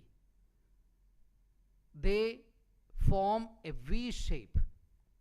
Not like that they randomly fly. They form a V shape. They create a V pattern. Very important, listen that. They create a V pattern. They move like this, V. Okay? So on top you can find that 2 birds will be there. Right? At the back, 2 birds. At the back, 2 birds. Like that, it forms like that. At the end, you can find 1 bird. Okay? At the end, 1 bird. The size depends upon the number of birds. I said that 30, you can just imagine that. Okay, they start moving like that. What is the advantage of this V formation? What is the advantage of this V formation? What is striking about this geese? Anybody knows? When they flutter their wings, like, it creates a whirlwind, you know? The air is created. In that air, the bird at the back takes a particular position to get advantage of the air which is given by the bird moving in front. Please listen. The bird at the back get an airlift because of the air created by the bird moving ahead. You understand? How much? 71%. Which means that if the destination, you have the energy in a normal sense, can travel to 100 kilometers. But with this group V formation, now you can travel 171 kilometers. Are you getting what I'm trying to say? In a normal sense, if you travel alone, you can travel 100 kilometers, let's say.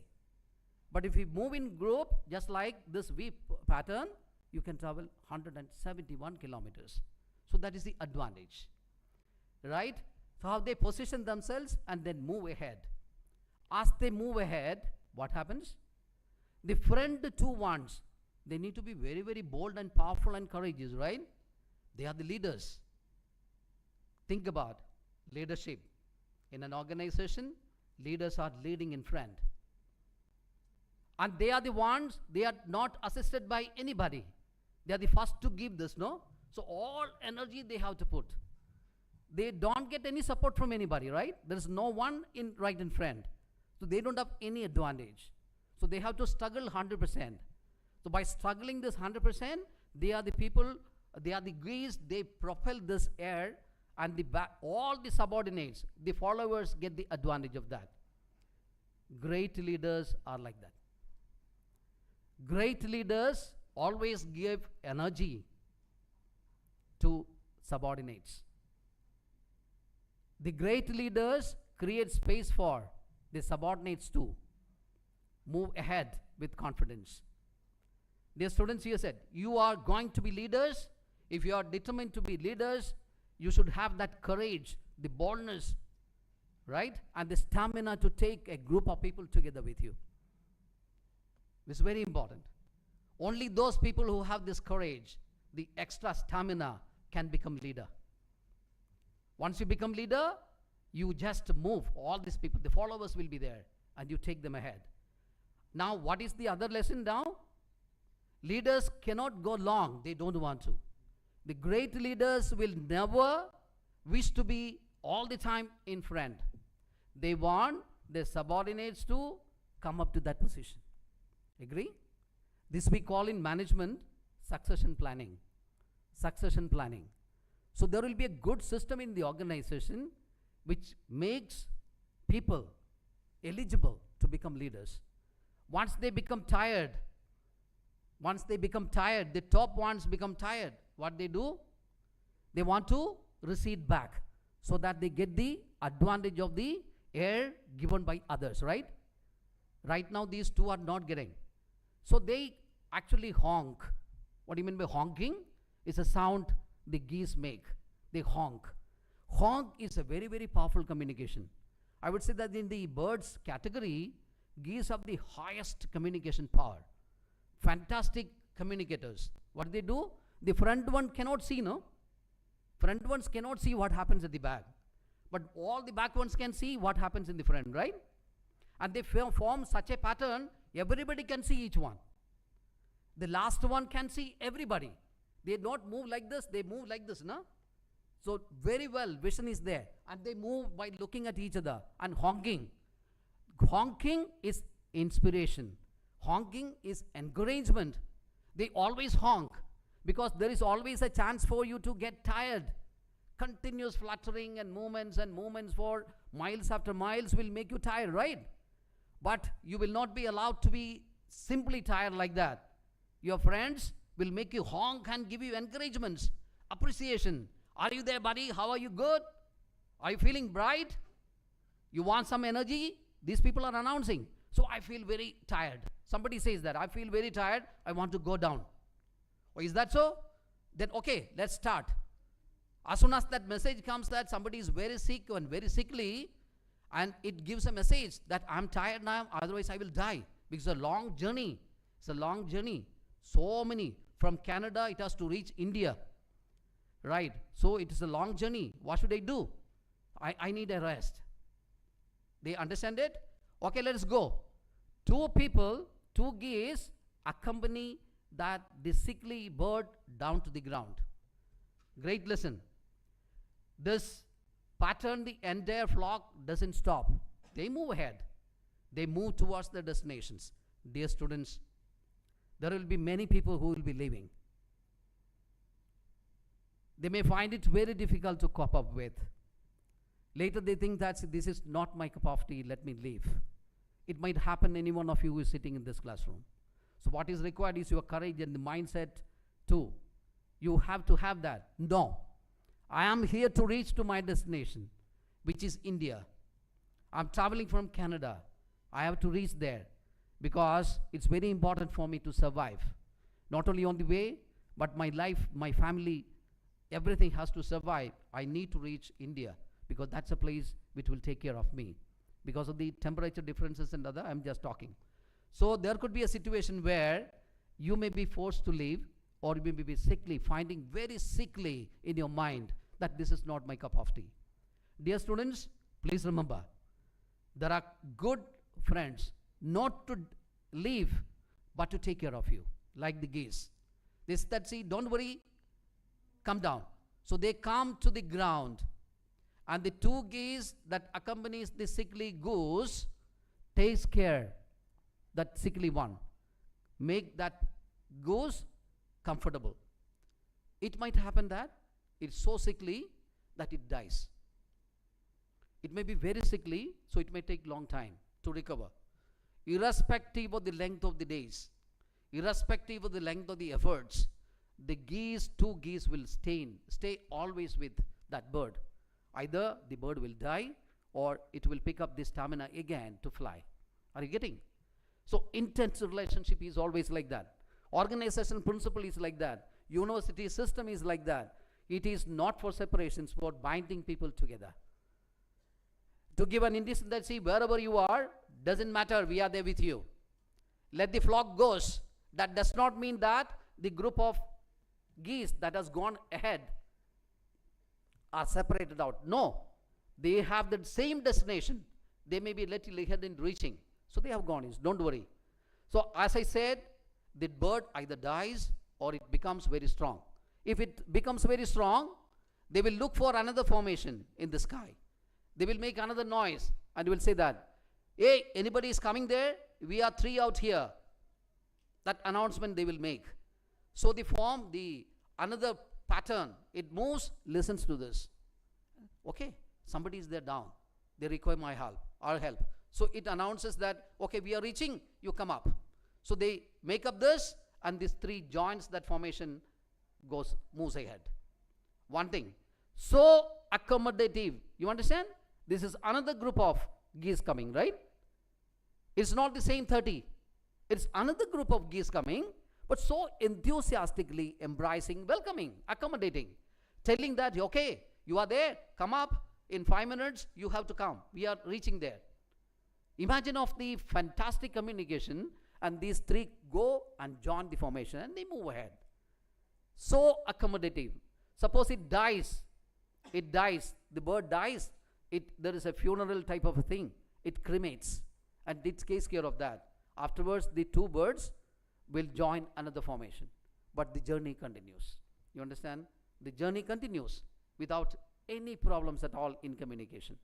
It moves, and finally this pattern, they reach the destination. Right? So dear students, in this process, what makes this geese reach the destination? Some birds will definitely die, but most of the birds reach the destination. Why? It's only because of the unity, the care, the attachment, and the affection that they show among themselves. Agree, no? So intense relationship they have. They will not leave anybody like that, right? And this V formation gives them energy. It talks a lot of organizational principles and leadership theories, right? I'm just telling this and how we connect this with our university system. Dear students, please don't take otherwise. I would say that now, I believe you have been handed over with a student handbook. You might have, right? Please read through this. And I'm going to tell you something about the disciplinary rules. We have a proctorial board, okay? We have a proctorial board. We have many other committees like anti-ragging committee, internal compliance committee, grievance redressal committee, student welfare committee. There are multiple committees at the pan-RGU level. Why are these committees there? To take care of you. Each committee has an objective. The intention of this committee is to take care of your welfare. Just like the geese coming together.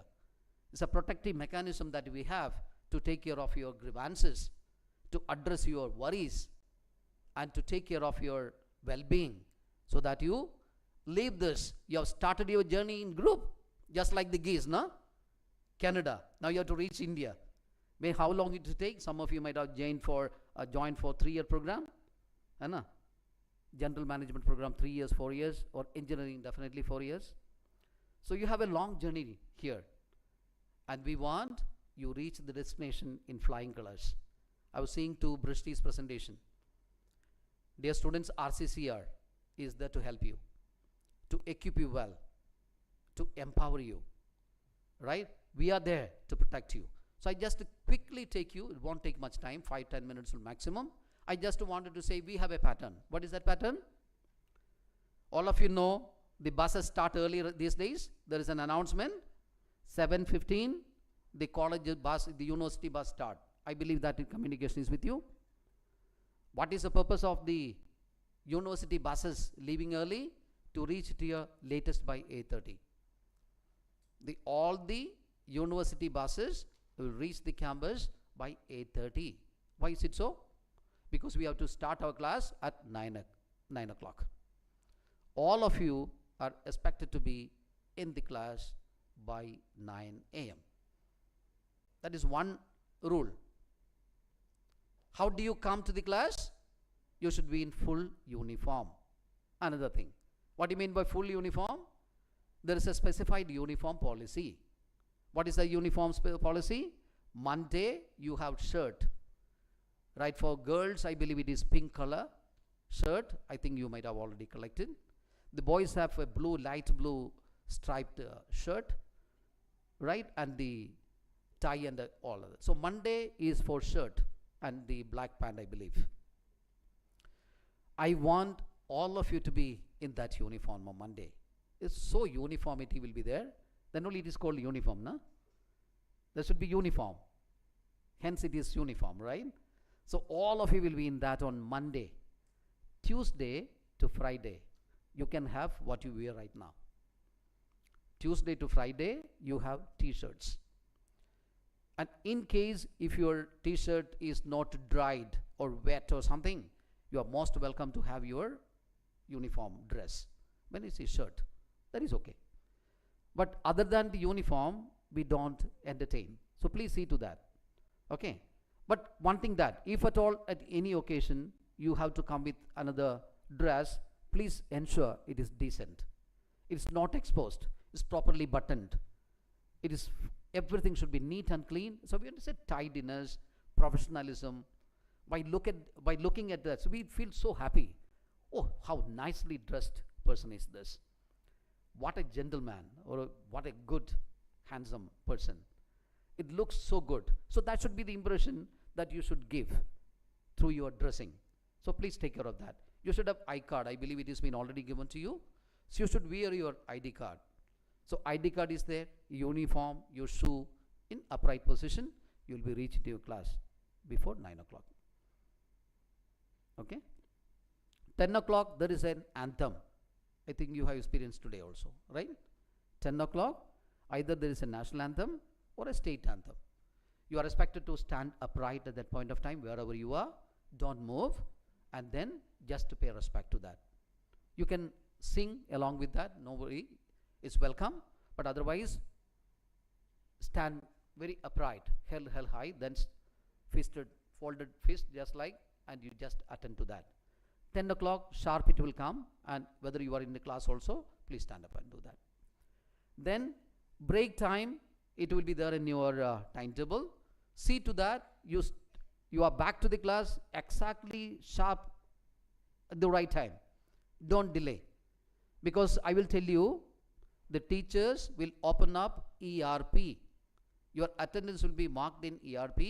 Teachers will open the ERP system and enter the attendance in that. The teacher submits this, it is locked. When the teacher submits your attendance in the ERP, it is locked. It cannot be edited now. It cannot be edited. So you will be missing if you are late. So never ever come to the class late. Why it is important? For each paper, you have 5 marks for attendance only. You know that, no? 50-50? Are you aware of that? No, 50% is for your external examination. 50% is for continuous evaluation. You understand, no? Continuous evaluation? So for a particular paper, 50 marks will be given by your teacher. For your attendance, your assignment, your seminar, all those things together, 50 marks. So it's very, very important. Every paper you will have 5 marks. You can calculate and see how much you will be getting against attendance alone, all throughout your 3-year program. So it might even decide your rank also in the university, in your program. So please don't miss this attendance. 5 out of 5 or 4 out of 4, you must get it.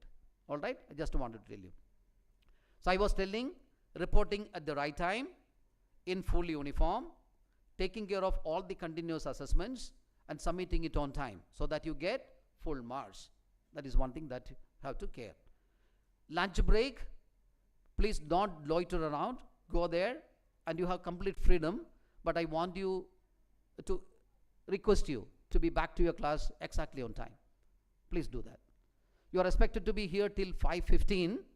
By 4:30 some classes are over. From 4:30 to 5:15 you can meet your teacher to discuss about your research, other programs, your own career aspirations. If you are anybody planning to do some innovations, you have startup ideas, you are thinking about incubating your ideas, all things are possible out here. Please discuss with your teacher and we will facilitate you. Okay. So there are so many rules like that, and this is system, the V shape and the pattern. You are expected to follow this. Just I am telling you this. Okay. Are you with me? All of you? I think this has been already told, that I believe that you will all be following this strictly out here and without bunking classes. Right? The proctoral team is a huge committee with 40 people. They may be moving around and will catch you somewhere. It should not happen actually. It might happen also. So I would request you not to be around and don't create any disciplinary issues. Okay? And ragging, don't worry at all. You may be apprehensive of that. We have come to the university. We don't know how our seniors will receive us. What type of people will be there? What will be the reaction of the teachers? Right? Can I talk openly in the class? Or how to be disciplined all the time by keeping mum?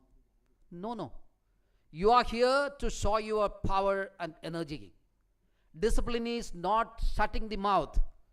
Disciplining is making the largest noise, powerful noise in the class. That is discipline for me. How do you interpret this? You are making sense by asking very good questions in the class. You make your life or the class very live by very powerful questions. You test the patience of your teacher. You test the knowledge of your teacher. Challenge them. I throw it open to you. Challenge your teachers in the class. Make them prepare and come. Make the classroom a vibrant classroom with lot of interactions and discussions. That is discipline. Because a student learns in the classroom through discussions. If there is no forum for discussions and making noise and the voice, you are not a college student or a university student. Please show that power in the class. But all about your learning, your knowledge, your inquisitiveness to do something extra. to create something extra, to learn extra, for which you can pose any number of questions which is well accepted. So don't be worried about anything that out here. Don't worry about your seniors harassing you any point in time.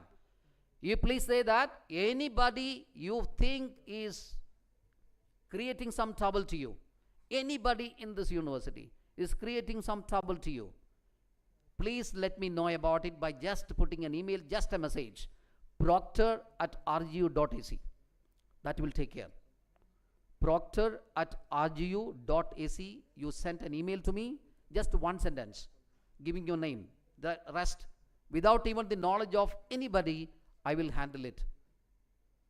That will not happen in this university at all. We have a zero tolerance policy for any sort of harassment here. Dear students, we are with you. Please consider me and all my faculty colleagues are like your guardians. Okay, proctor means a guardian. The university has given 8,500 students under me. Say that, see, you should be the guardian of all these 8,500 people. I said, willingly I will do that. Willingly I will do that, and my team will do that. So dear students, we are guardians to guard you. Rest assured of your no insecurity feeling, no worry in the hostel, nowhere in the premises. If you go outside of the university, represent the university, please follow certain rules out there. You should be our best behavior out there, right? Don't use false informations in or spread news in social media handles. Never do that, right? There should be social media etiquette, digital etiquette. So you should be taking care of all those nice things, not bad things, right? Anything negative is not accepted out here. Anything positive is well accepted. So you can just quickly take it one by one. Just to look at that, I have already told everything about that.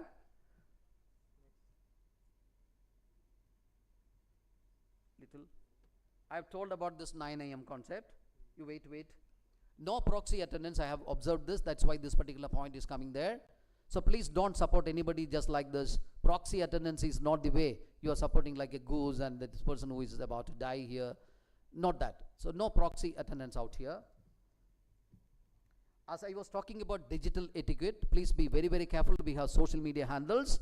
Whenever you post something there should be an approval system. You cannot post anything as you like, okay? We have a committee, and anything there, media committee is there. You can seek their help, and they will facilitate you to promote it through social media handles.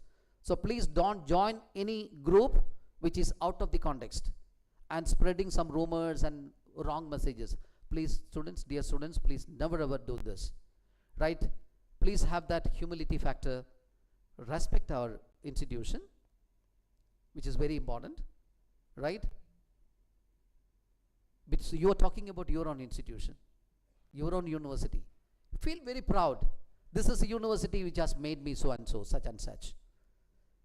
So always talk positive things about that. So you have your own etiquette in that. Yeah, this I already explained. You are all here to reach your destinations with certain accomplishments, right? You have set your goals and you need to travel to that destination for accomplishments, and it is possible only through discipline.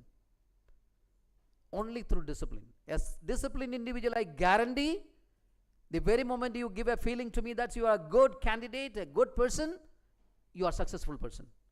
Vouch for it, guarantee that you will succeed, you will accomplish. So please connect it with discipline. I already told that there is punishments and fine system. I don't want to go through this because I'm sure you're not going to give any money as fine here. Though there are thousands of rupees there as fines. This is taken from the AICTE and the University Grants Commission and also the Association of Indian Universities, not created by RGU. This has been given to us by the Association of Indian Universities, told that you tell your students there is a fine system and it will be imposed. We were not very serious about it, but I'm sure this time onwards we have to be little alert on this. So probably there will be a fine system that will be coming up, and I don't want anybody in this classroom to pay any money against your wrongdoing. Okay? Proceed. Wait for a minute so that let them see this. Transmitting any pornographic or sexually explicit material, including photographs, films, etc., etc. Never ever do that. Using university internet connection, IT infrastructure, for the purpose of downloading, procuring, accessing, or storing pirated material, hacking, or sending spam emails, which is actually not allowed. Using university email for soliciting any financial support from people. Usually it happens, you may conduct management fest and other events, you may solicit financial support. Please don't do that. But there is a system out here, and which is to be routed through the registrar academics. You have to write a note sheet through your class coordinator, reach to the registrar academics. He will facilitate you. You will be sent to the finance guy. He will create a barcode or something for you, and only through official channels money collection is allowed here. So even for personal gatherings out here, celebrations, please don't collect money, which is prohibited in this campus. Okay? So don't enter into that. I never knew about it, so that is why I did it. Please don't do that. So any sort of financial dealings, you should first discuss with your class teacher and see that whether it is permissible or not. Okay? Yeah, this is okay. The proctor, I told you that, no? We have 30 members in this committee. They will be all around to support you to see that you are not violating anything. That comes the fine there. If anybody is found smoking in the campus anywhere, 500 rupees is the minimum fine. So I would request the students, if at all you have a tendency to smoke, please restrain yourself from that. And any other activities, all that, no? You are not disclosing your identity. Some teacher catches you there, and you, who are you and what is your identity? This person is not revealing that. If such a type of things happens, then the fine will be 5,000. You will be produced before the committee, and there will be inquiry like that, like that. This is not good. So dear students, please don't do anything of that sort, okay? Forgery, ID cards. All of you must have the ID cards. Please don't tarnish with that. Okay? If anything that happens to your ID cards or university logo or something, it's fined. Okay? False certificate. This is another issue that I have seen, that somebody to take admissions, bringing false certificates in that claim that I have got A+ and other things and get admissions, which I have found in many occasions wrong. And we send the students outside, which is an embarrassing situation. Please never ever do that. I'm sure that you are not doing it, but anybody is found using a false information, please stop it or inform me.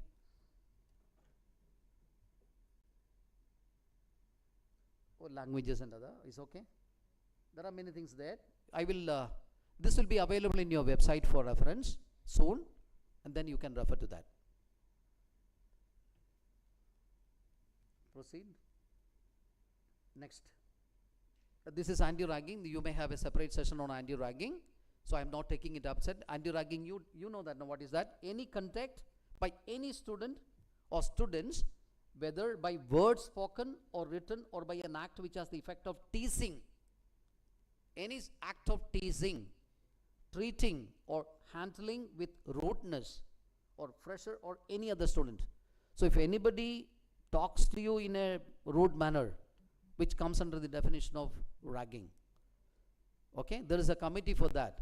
Any sort of, if it hurts you, this should not be the way that person should talk to me. If you have a feeling, there is a committee to take care of it. Okay? Physical abuse, all those things are there, part of it. Next.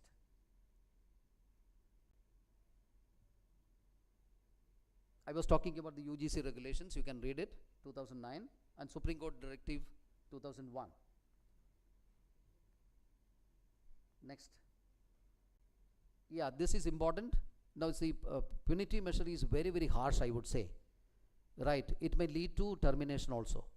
Other than the disciplinary actions and fines and other summoning of your parents, ultimately it may lead to termination also. Please not create such type of situations out there. Okay. Now I said that anti-ragging committee, I have just given, there are 29 members. I just give you a just a few numbers out here, chairperson and member secretary. You can note down the name and address if at all you want. It will be there in the website for you to register a complaint. Okay. Anti-ragging squad will also be there. 38 members are there. Anti-ragging squad moving around. Yeah, this I wanted to just look at. We, the students of the Assam Royal Global University, pledge to uphold dignity, reject ragging, and promote a culture of respect and safety on campus. Let us welcome, not harass. Let us guide, not intimidate. This is a pledge which I don't want to ask you to repeat it again, but this should be the mindset that you should have, that you are not going to indulge in any sort of activities, okay? Right. So I'm just stopping out here. This should freedom and responsibility. It should be balanced like this. I don't want to tell you this balancing is possible only when you are self-disciplined, concerned of your colleagues, your friends, right? You are not here to destroy. You are here not to distract. You are here to construct not only your life, but the university. We look towards you as very, very proud alumni, one point in time. So you will be standing out on the stage to announce your achievements and success stories to your juniors who are coming there. We'll say that, see, I'm a proud alumni. I learned great lessons from the Royal Global University, and I am so and so. So with that ambition in my mind, I extend you a very, very hearty welcome to Royal Global University, and believe that you will strictly follow the disciplinary rules and won't create any disciplinary issues to your teacher, to any one of us in this university. I wish you a very best of your life and a very ping of success and the health and great achievement in your life. May God bless you to reach your destination. Thank you so much.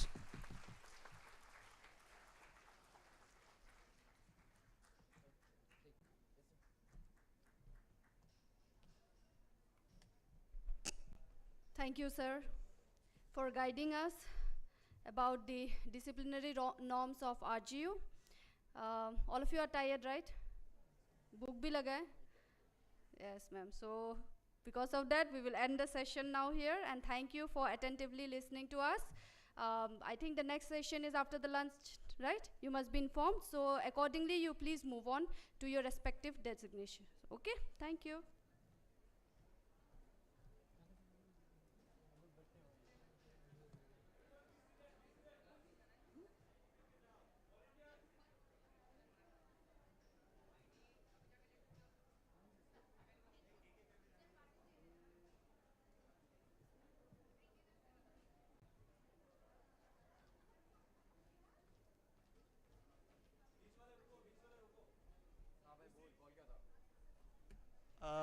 All the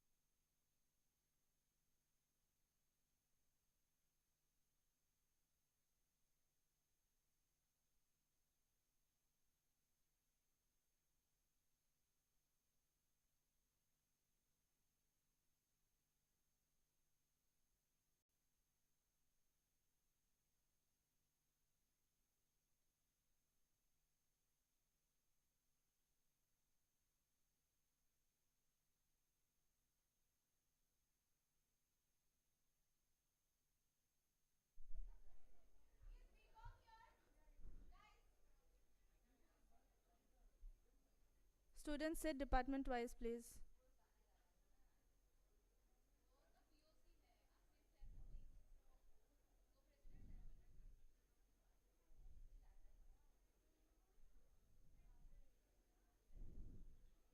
Department of Journalism and Mass Comm, are you all here? Please raise your hands. Journalism and Mass Comm. Not yet.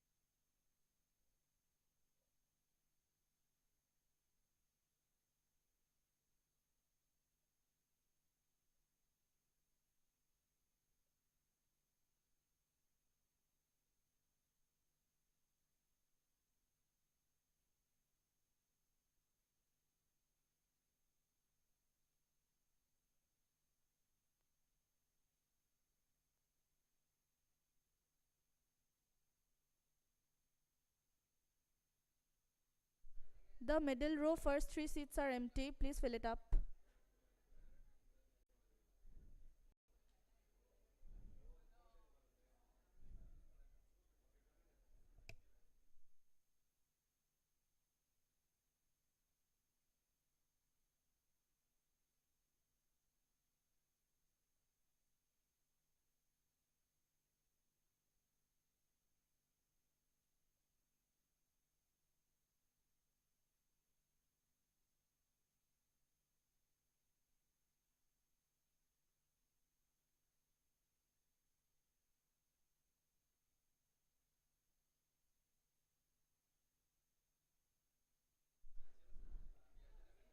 I request all the students, after entering the auditorium, please put your phones on silent.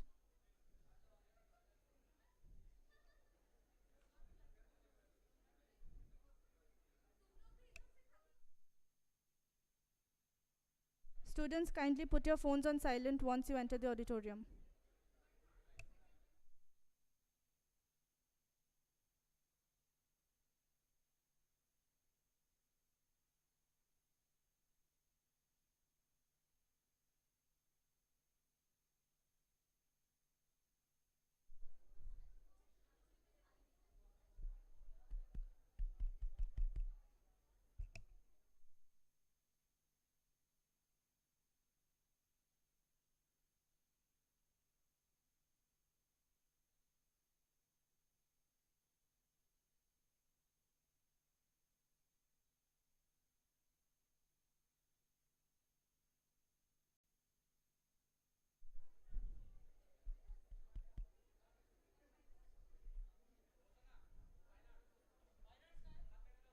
Department of Fine Arts, please raise your hands.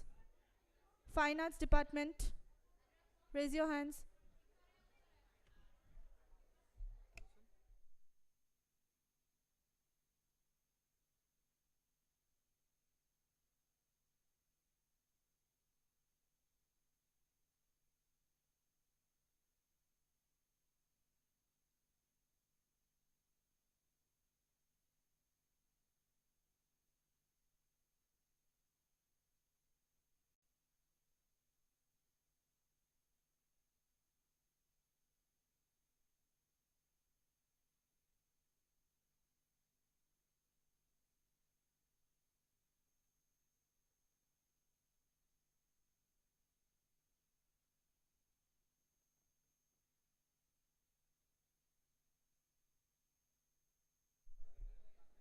BBA Department, please raise your hands.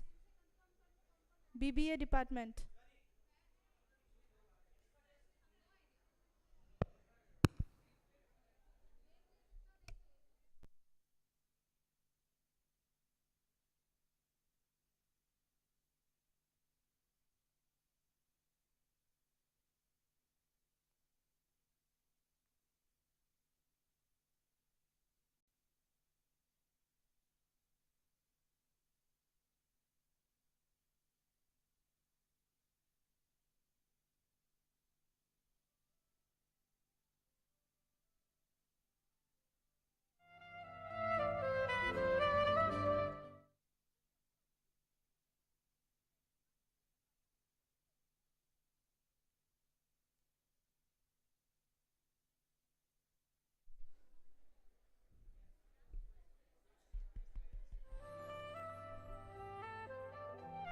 Students, please settle down fast.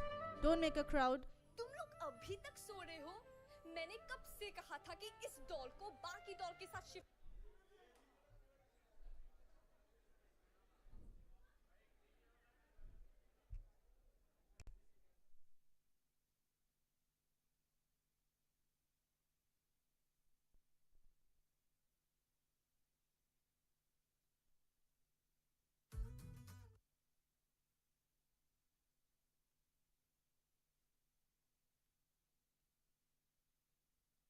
Hello. Good afternoon, everyone. Students, please make sure that there are no empty seats beside you.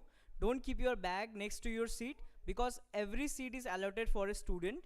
And after the filling up of the MP hall, we will have to shift the rest of the students to the colloquium and conferencia. So make sure that you are not keeping your bags or holding down any seats. Make sure everyone gets to sit in the MP hall. That's our main video for today. Okay? And once the session starts, please pay attention to the session as the guest will be arriving on this venue today. So I hope you cooperate with us. Keep your phones on silent. Don't browse through social media or anything. I hope you understand and cooperate with us accordingly. Thank you.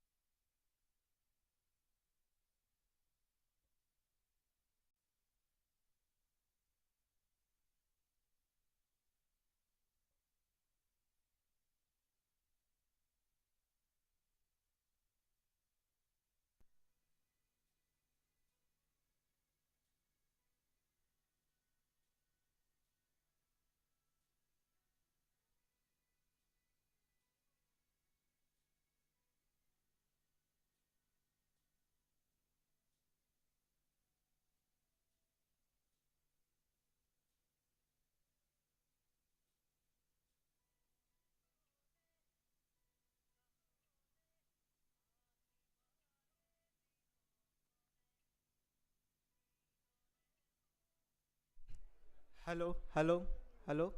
Check. Students, please settle down. Students, please settle down. Volunteers ensure if seats are reserved, then दूसरे room पे shift करने के लिए. अगर seats full हो गए तो दूसरे रूम पे शिफ्ट किया जाए. Please volunteer ensure.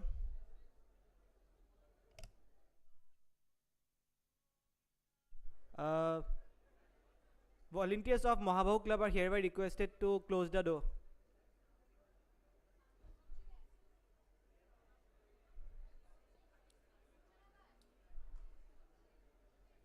These okay.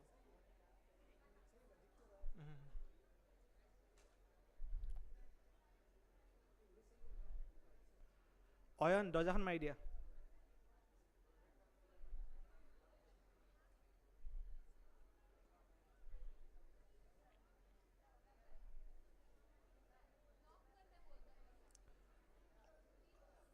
সানিককে দরজাখান lock কৰি দিয়া, লক কৰি দিয়া.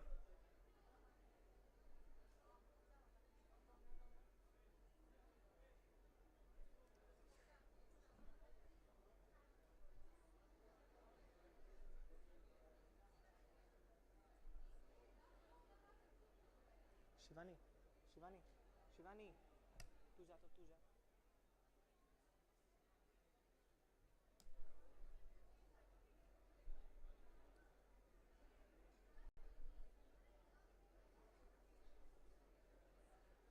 Students please settle, students please settle. खड़े मत रहो आप लोग, बैठिए बैठिए.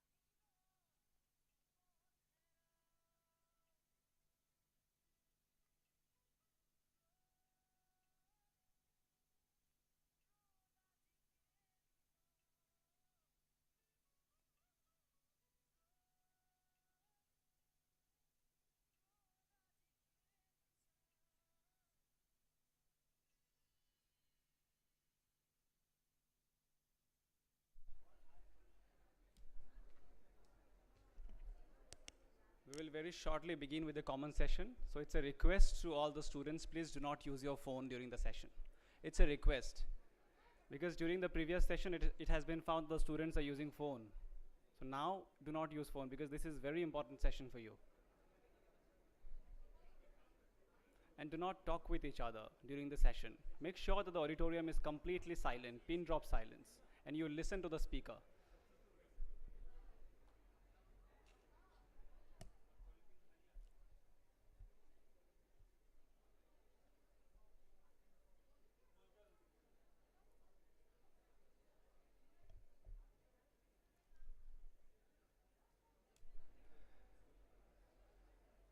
And this time, volunteers, make sure you close the door every time you leave.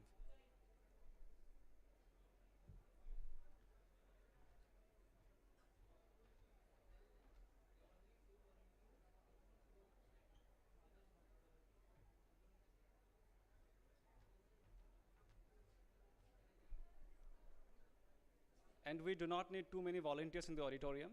Each row there can be 2 volunteers in this auditorium. One at the door, back door, and one at the front door. And rest of the volunteers you can move to the colloquium and the conference hall. It's a request. And keep the door closed. The students do not use phone during the session. Make sure you follow by that.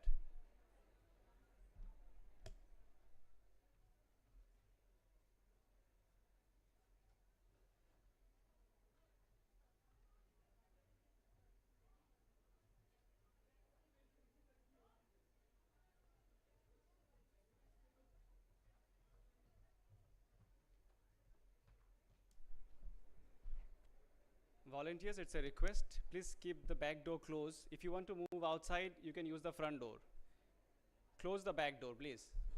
Do not open it now.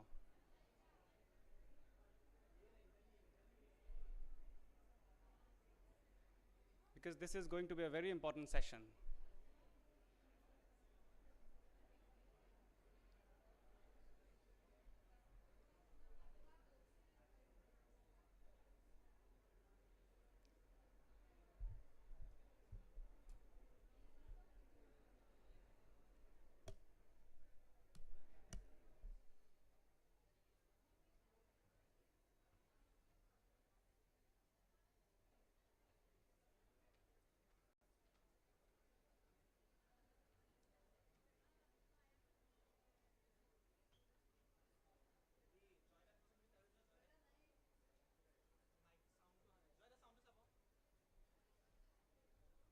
Hello' জয়দা আপুনি চাউণ্ডটো অলপ চাবচোন চাউণ্ডটো বঢ়াব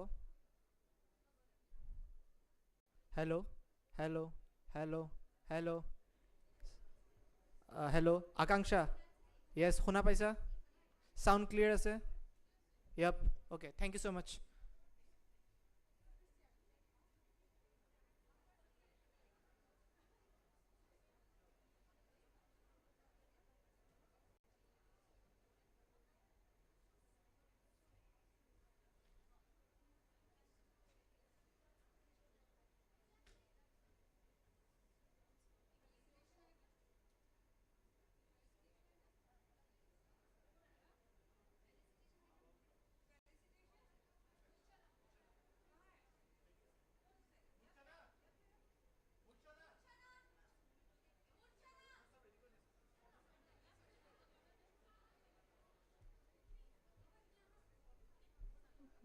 hello' Murchhana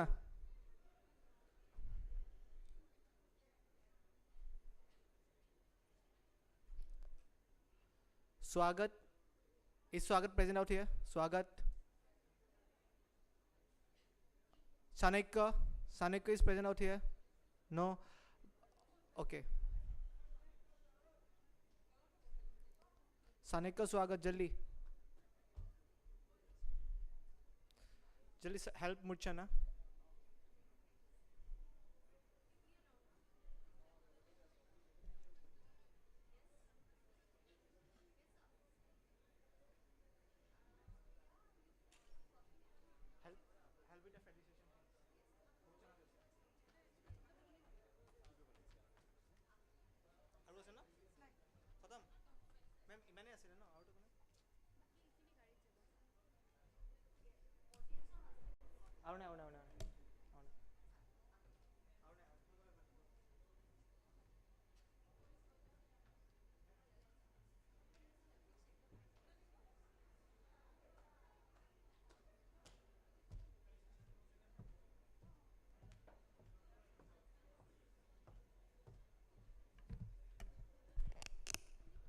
Hello, hello. Jay, you are there? Okay. So you are ready with the tracks? Okay. So dear students, we are almost expecting the guest in another 5 minutes. He's on his way. I hope you all are delighted for this session. We would expect some, applause while the guest comes in for this session. That would look really good, and that really charges up the whole hall. So please do applaud when the guest comes in. Otherwise we're all set. We'll be starting in 5-10 minutes.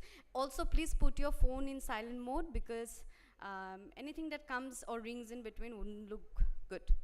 Thank you so much. I think we don't need so many students right here. Okay, you guys get scattered around. Okay, core team, students core team. Basically you take seats. Take the seats. Huh? Efelo jwa, Kejanwan students efelo baha. Do not, don't just get this place congested.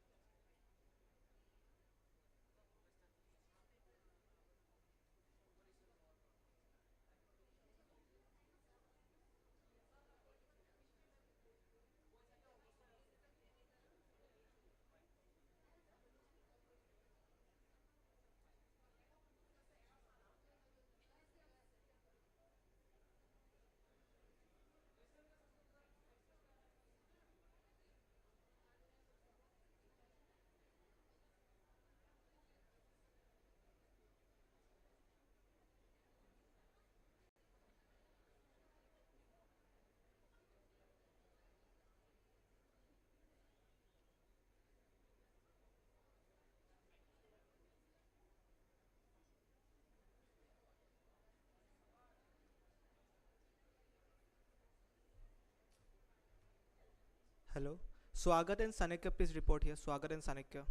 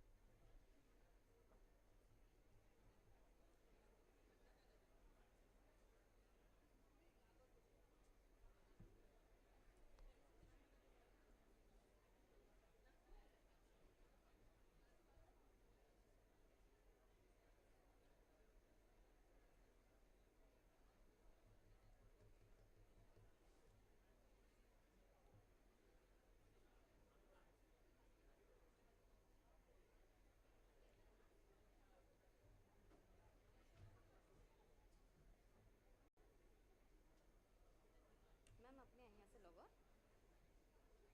ओ अच्छा ठीक है okay okay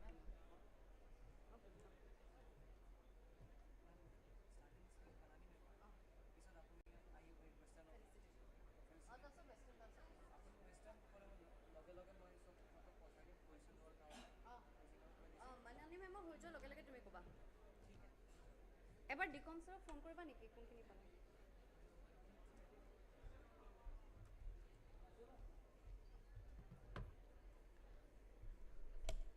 Hello.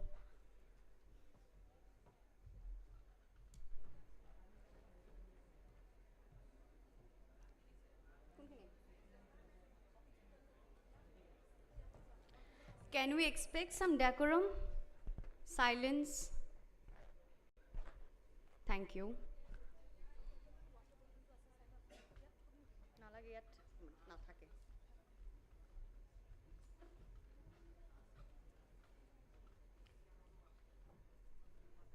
Western group ready? All set? Okay. Dear students, thank you.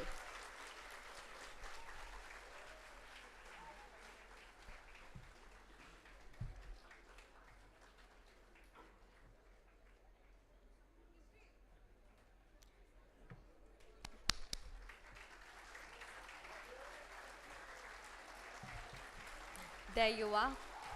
We have our guest with us.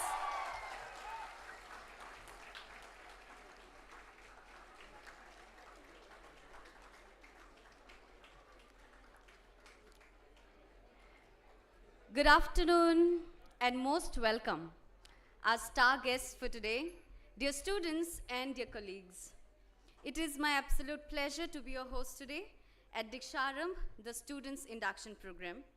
With various sessions by personalities of excellence in the fields, we are successfully on our day 5 of Deeksharambh Students Induction Program.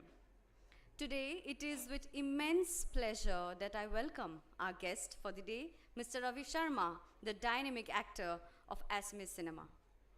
Dear students, we are laying the foundation for a vibrant and enriching academic year for you all, and the energy in the hall should also vibrate the same. And I must tell you, it is indeed amazing to see so many eager faces to begin this new chapter of your lives. On our agenda today, we continue to keep the promise of delivering you all insightful, fun, filled, and engaging time with us. To start with the session, it is my pleasure to invite a pillar of our institution, a mentor, and our dearest Panani Madam, Deputy Dean Students Affairs, to deliver the welcome address for our dynamic guest present today.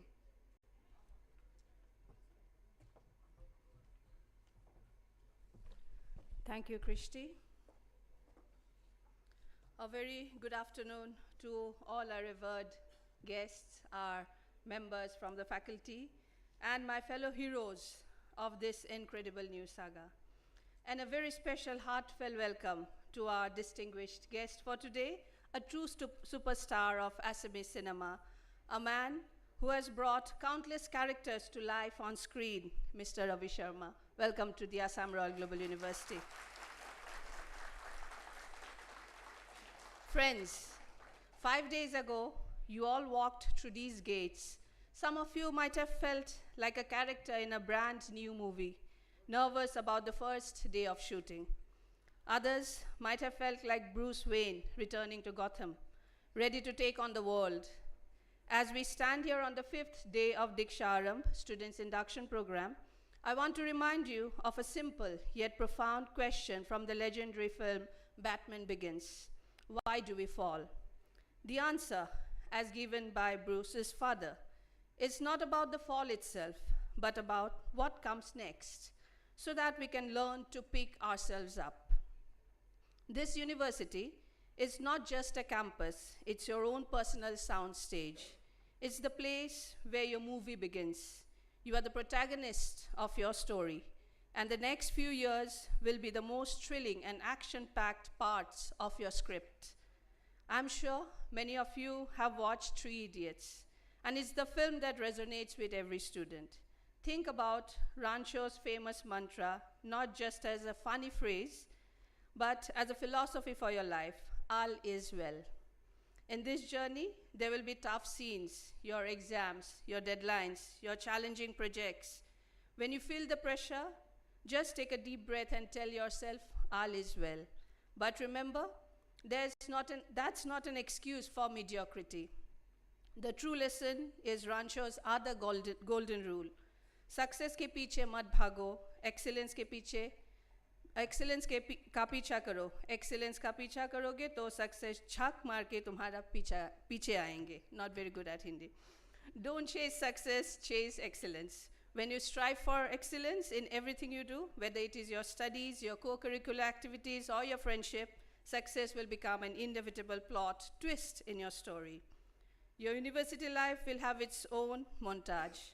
There will be late night study sessions, victorious project presentations, and perhaps a few setbacks.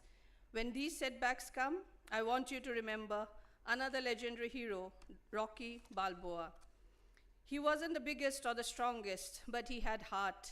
He once said, "It ain't about hard you hit, it's about how hard you can get hit and keep moving forward.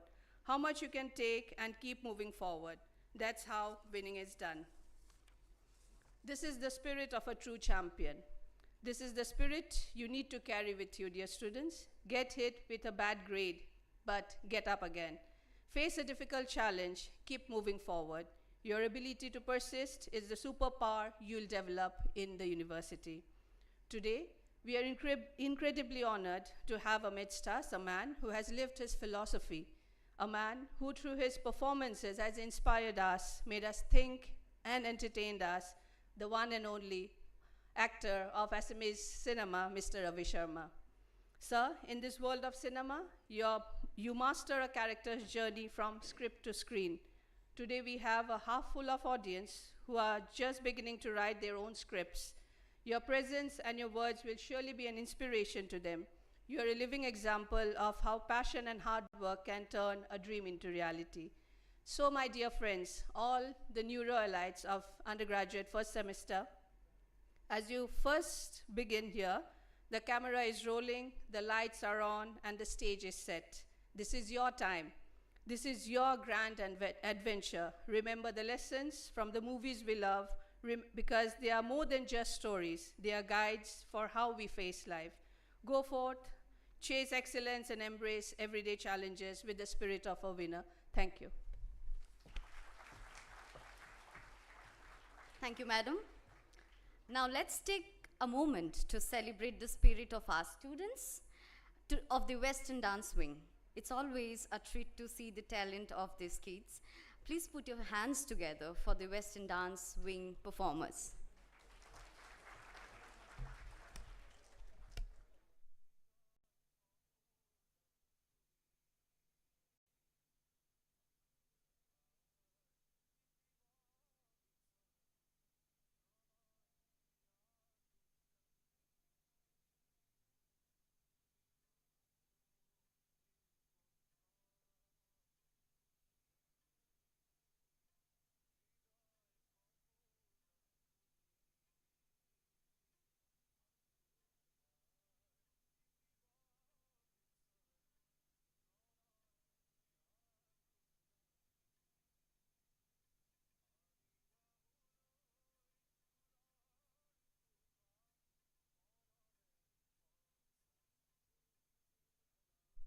Jay, can we have the music?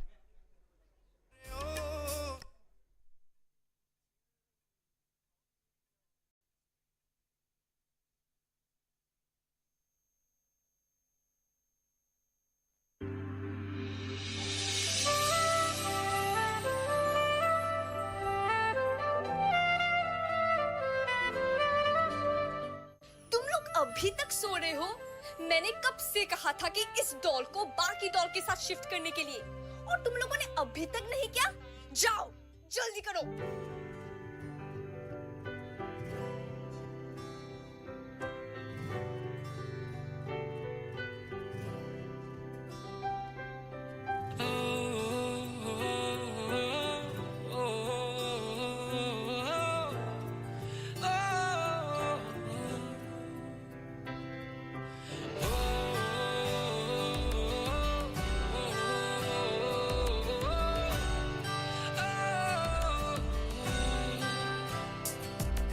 शायरों से लफ्ज लेके थोड़े से उधार बोलना ये चाहता हूँ दिल से तुमको यार। हो रहा था हो गया है हल्का सा खुमार, कोई ना रहा है दिल पे अपने जोर। लव मी थोड़ा, लव मी थोड़ा, love me थोड़ा।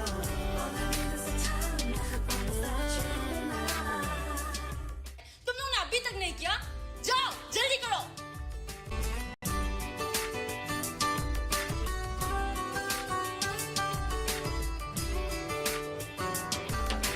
तुम हो या ना हो, लगता है जैसे कि अब तुम ही तो हो। हर घड़ी मिलता तुमसे हूँ, जितना मैं उतनी ही मिलने की वजह है बढ़ी।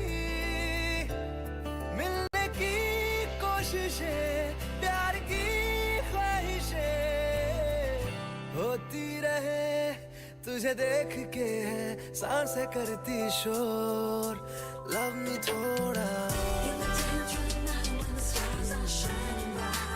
love me थोड़ा, love me थोड़ा, love me थोड़ा।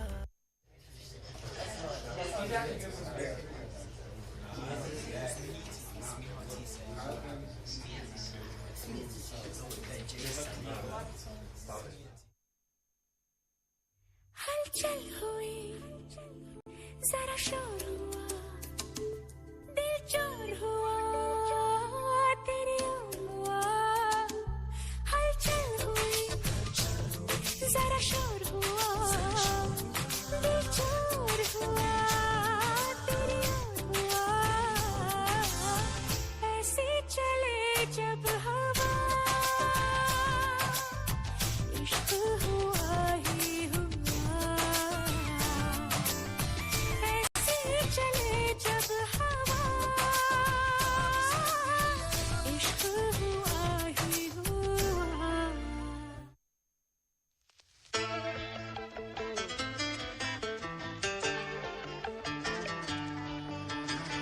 Heart like a bullet, flying too fast, I couldn't catch it. Heart in the casket, you always knew it. The start and roll, the main attraction. Got cameras flashing, like ooh. You got everybody's eyes and just you, and I see it too. Yeah, ooh. You can have anyone else you wanna do. I'm begging you. Hands off, Gabriella, Gabriella. Hands off, Gabriella, la la. Back off from my fella, Gabriella. Back off, Gabriella, la la. 'Cause you can have anyone else you wanted to. I'm begging you.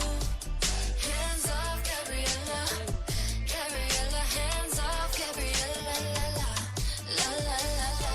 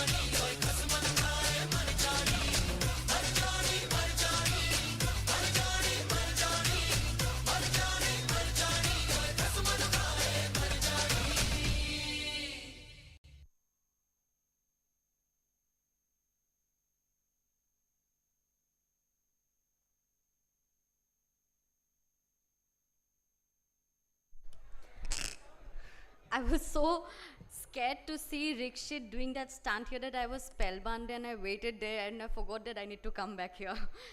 Well, thank you so much, students, for that rocking performance, also a very sweet and beautiful one. We now proceed on to place on record the felicitation of our guest. I request Professor Rosie, Head Cultural Section, Student Affairs, to present our token of love and respect to Mr. Ravi Sharma, our distinguished guest for today.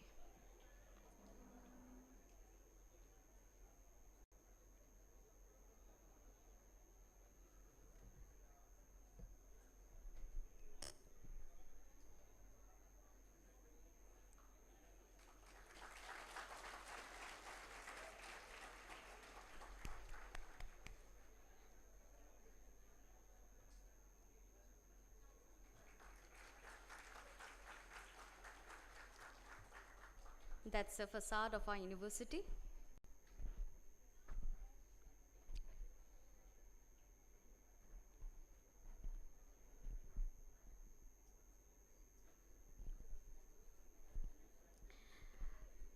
Along with this university's felicitation, a talented student from the Department of Forensic Science, Debarun Mozundar, has curated a piece of sketch for the artist, and he would like to present it himself. There's Debarun with his art for his beloved artist, Mr. Ravi Sharma.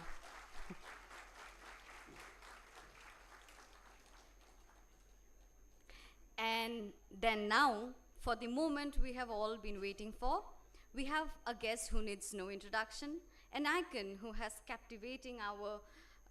been captivating our hearts on the big screen and made us proud of our rich Assamese culture.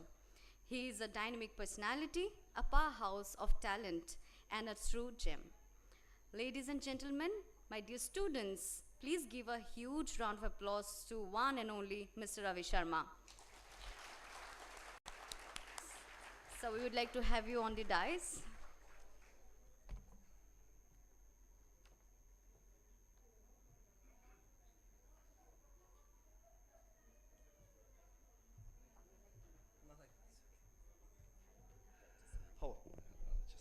Thank you so much. A very good afternoon to the family of Royal Global University. I would like to express my gratitude for having me here. It's a wonderful experience being amongst you guys. And all the performers, I would like to thank you specially for giving me an opportunity to walk down memory lane once again. We've been students in a school, and it's been a long time now. But ever since I got out of school, I realized that I'm more of a student learning life outside school. So you guys are very fortunate that you have the time still in your hands to do something new. It's always good to be amongst wannabes rather than be with professionals, because professionals already know a lot of things, so they're not willing to learn. But me, on the other hand, have had the opportunity to work with newcomers till today. So I would proudly like to state that I had the opportunity to work with great filmmakers like Dr. Bhabendranath Hoikia till today. I have worked with young, energetic filmmakers like SUV, as you know, Subrat Kakoti. In my last film, Sri Raghupati. Excuse me. I would also like to express my gratitude for giving me the love and support and blessing all these years that I have been working. 27 years of cinema has taught me a lot of things which I would like to share with you, because cinema is so similar to life. The first and the foremost thing that I would like to tell you is that it's not a piece of advice, it's just me sharing my experiences with you. Solitude. Solitude is very important. We know when we come to a school and we learn a lot of things with our friends, but solitude is very important because solitude will teach you some things which even your friends cannot teach you. So you need some me time, that's very important, so that you can create. Another thing that's important, probably you've heard the quotes, that never let the child inside you die. So always be a child at heart. Till the day you're a child, you'll create, you'll observe more, you'll learn more. Have no inhibition while speaking.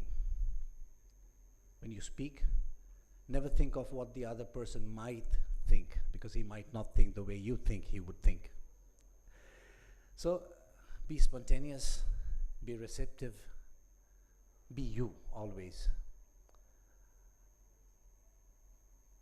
What I've seen today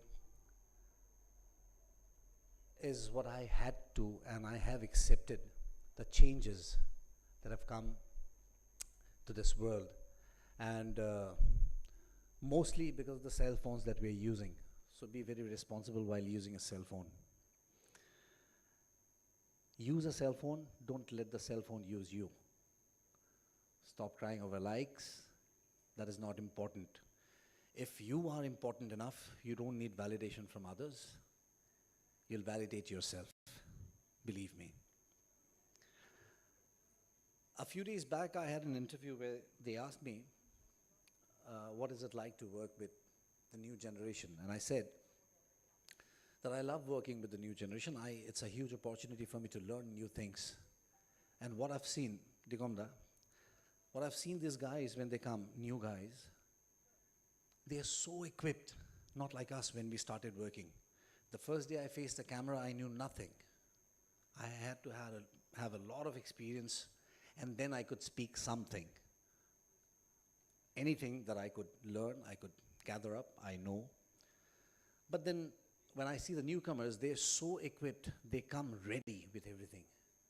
They know the angles, they know the frames that we're using, they know the lenses that we're using, they're so equipped. And this, it really amazed me to learn how much they know. But the thing that is, creating a problem for them, when it was for us, when we were working, the only, hindrance that we had, the only obstacle that we had was opportunity. We never got a chance to, work in that film which I liked, or the other project that I would have loved to be a part of. But the challenge that they're facing is in their hands.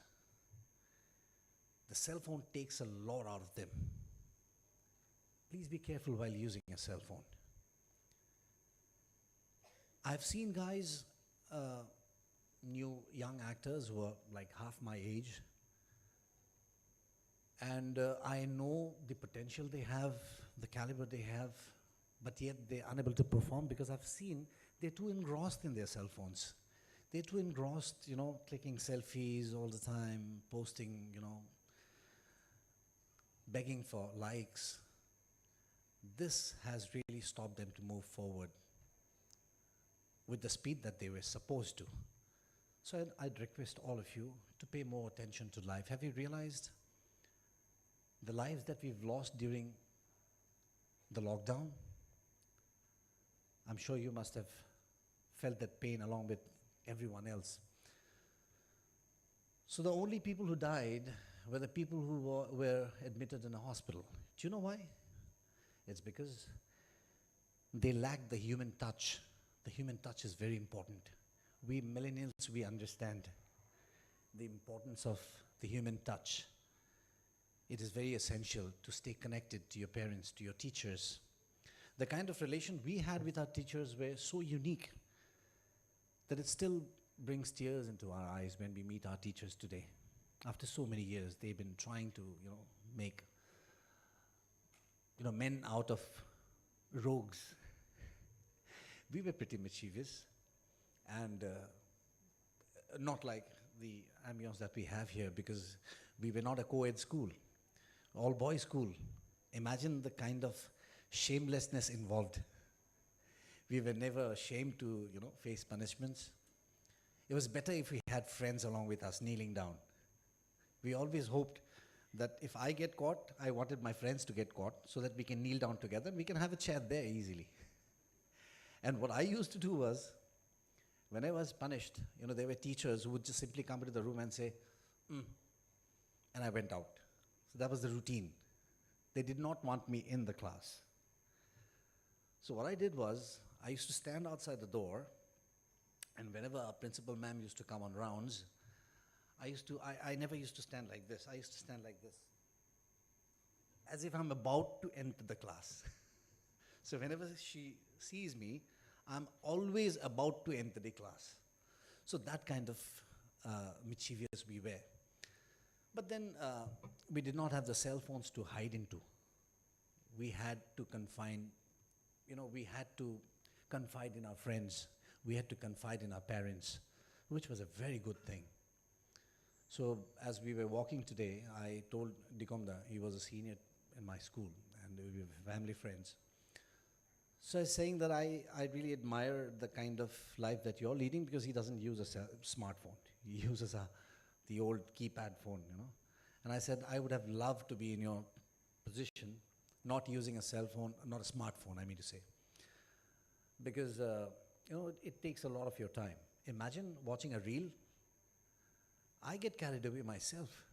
I'm such a busy person, I get carried away once I start watching a reel, and I'm going on and on and on. I never know when to stop. So that's the worst kind of addiction, I must say. So stay away from that. Be more into life. Enjoy life. And then there's another thing that I would like to tell you is that it's about the addiction of gutka, cigarettes, drinks, most dangerous of all, drugs. You know what happens is, one day what happened a few years back, when I was younger, I had face wash all over my face, and I was washing my face, and then suddenly I found that there's one portion where the soap wasn't it wasn't washed away, and I was applying more water and more water, to wash the foam away, and then I realized that I had my beards turned gray. So this is how time passes, it's like this. So enjoy every moment that you have in your hands. When I was your age, I wanted to grow older. I wanted a driving license before that. So I, with my mother's eyebrow pencil, I drew a mustache, and I clicked photographs, and I, went to get a driving license. We all wanted to grow up. And then I realized the best days that we had was the school days and the college days. So savor it. Enjoy the moments that you have. Go slow, because the world is revolving at a uniform speed. Even you must go slow. Value relationships. Nothing should be virtual, believe me. The virtual cake doesn't taste good. When we had our friends' birthdays, we used to, make greeting cards, maybe buy one, write it. Now it's so easy. Sending a card, virtual card, and your responsibility is done. So be at it. Be a good friend, be a good sister, be a good brother, be a good son. See, academics is something different. That is the base that you need in your life. It's basic. It's what you do after that that counts, Schooling is important. De-schooling is equally important. So when you de-school, you must have these traits of being a wonderful person. Be a good person. Think about the needs that you have. You cannot satisfy your greed ever. It's the needs that you can satisfy.